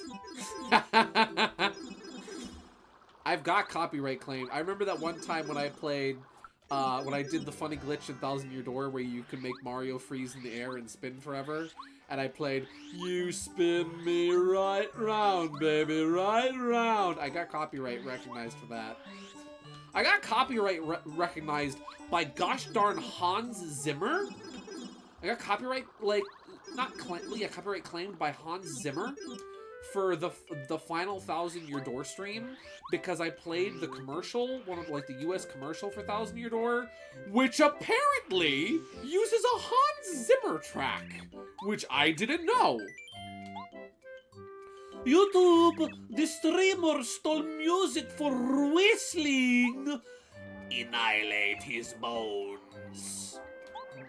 How many companions do you travel with? How many companions does Mario travel with? Sven, 8,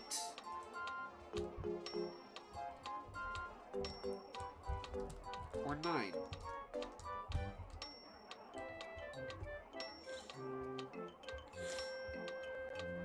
BRB, one of my lights, my ceiling light just burst. I hope I don't have much broken glass to clean up. Jeez Louise, holy cow, I'm terribly sorry. Be careful, please. I think Baldwin and Angelus's James voices are both the best for their character. Absolutely. Yep, even Nintendo got sued for that commercial. Wait, really? Nintendo got sued for the Hans Zimmer Paper Mario 1,000 Year Door commercial? What? I never knew! Both me and Nintendo. Wow, Nintendo got copyright claimed for that commercial. That's funny. But yeah, I love how Alec Baldwin was asked in an interview one time. Someone legitimately asked him, like, so when you were narrating for Thomas the Tank Engine, why did you make James gay? Like, literal question, because he gave him this very kind of flamboyant and pompous sounding voice. And Alec Baldwin was just like, you know, it just felt right. I don't know. There's just something about it. It seemed good. And everyone was like, yeah, no, that works. No one was offended because they're like, yeah, no, that's accurate. That's James. Was it Conan O'Brien? Was it Conan O'Brien who asked him that? Wow. That's great. Good old Alec Baldwin.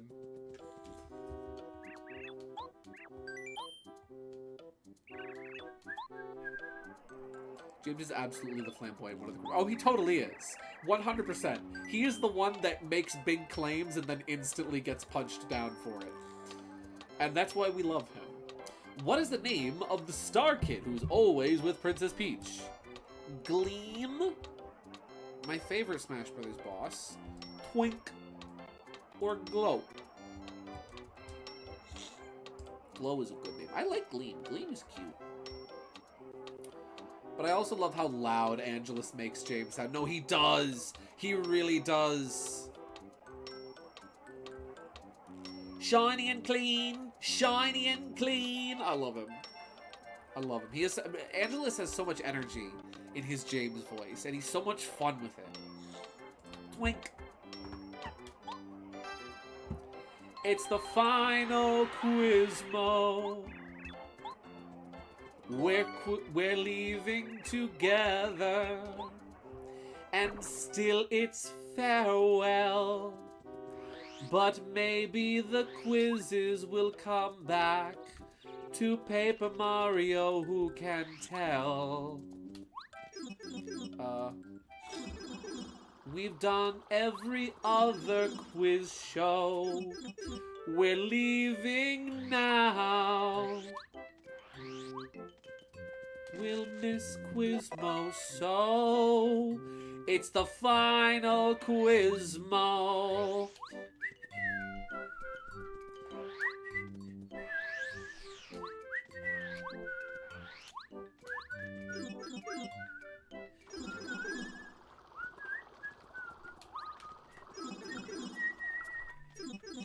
So what's your goals again? Okay, my goal is 100% completion. First we need to, so these are all parts of like the game to get 100% completion. It's all tracked in Mario's house. The goal is to do all 64 of Chuck Quizmo's quizzes, get all of the star pieces, collect all of the badges, and get all of the recipes in the recipe book. Chuck Quizmo gives you star pieces, and you use star pieces to get badges. So I felt like doing Chuck Quizmo, like doing all of his quizzes first, was just, it was the most sensical thing to do, you know? It was the most, I forget the word I was using before. Once we do all the cooking, the thumbnail needs to be a Cooking Mama knockoff picture, just like a mama. Yahoo! Where is Chuck Quizmo? There he is! Alright, ladies and gentlemen, get ready for the final Quizmo. Kaaaa-wiiiizzz! It's everyone's favorite quizmaster, Chuck Quizmo! I know it's a pity, but this is our final quiz show. Time for the grand finale. I'm a man of a million questions, but this is the last one. Wanna try the quiz? Yes. Then let's go to the question. Question. How many star spirits have you saved in total? All right. 5, 7, or 10? 10,000, 100, a bazillion. Okay, I'm back. Nothing too bad. It was just a few large pieces. Okay, good. I'm glad. Remember, ladies and gentlemen, this is the one for all the beans in the can. None, because I've never played this game. Yeah, that's accurate. 8. That does leave me with a problem of not being able to unscrew the rest of the bulb. Oh. I would suggest getting a wrench. No, don't get a wrench. Don't get a wrench. Because you might electrocute yourself. Get a pair of rubber gloves. Maybe call an electrician. Alright, 7 is the answer. 77, because I finished this game 11 times. 7. Yahoo! Correct! Congratulations! This is my last prize. A final star piece for you. Thanks for playing. You got a star piece. You've managed to correctly answer all 64 questions. Incredible! Never in all my years did I think I'd find someone who had all the answers. Oh yeah, it was totally just Mario. Definitely Mario didn't get help from any external forces. This is truly a momentous and exciting day. I no longer have any regrets. I've reached my peak. I can now retire as Quizmaster. Really? You flatter me. Perhaps our paths will cross again someday. Till then, so long, farewell, bye. He would definitely sound like Ballyhoo. Ha ha! Yes, he would sound like Ballyhoo. Or would Ballyhoo sound like him? Real quick, before we end off for the night, I want to quickly pop over to Mario's house to check something real quick. Yeah! From Teeter. Teeter sent something very blessed. Something that is going directly on the overlay. And that is going to hopefully stay there for a while. Guess what? He's small. But he here. It's Ninji! Yeah! Ninji is here. I'm glad Ninji is here. Ninji was well worth the wait. Let's go check Mario's house, because I want to make sure that it's completion. Chuck Quizmo's parole is up. It's back to prison with him. Fun fact! You want a little fun fact about Chuck Quizmo?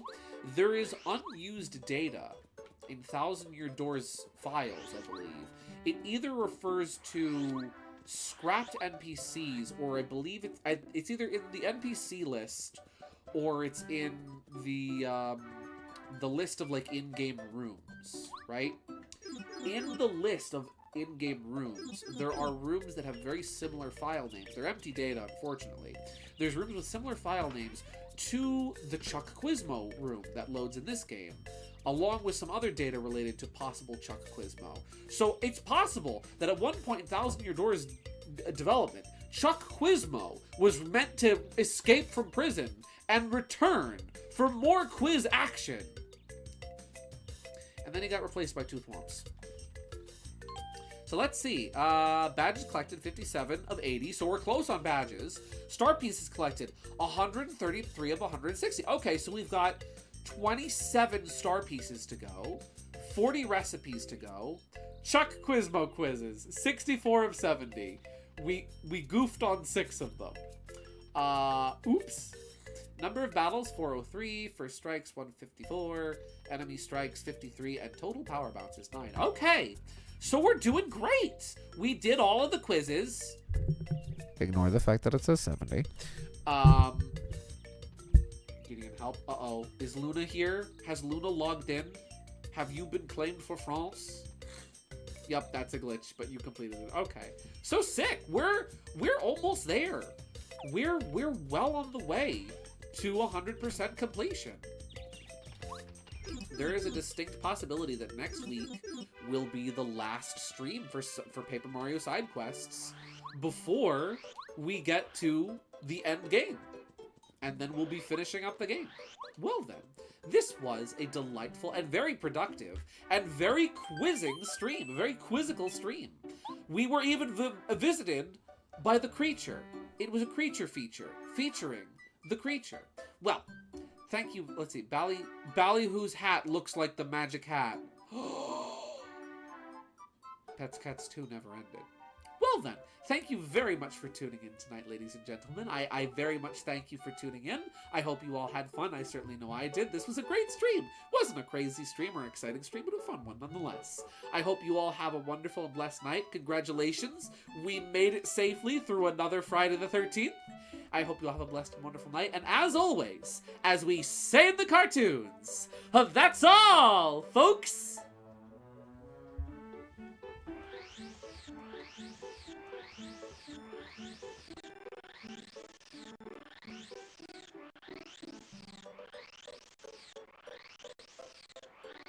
Kaaaa-wiiiiizzz!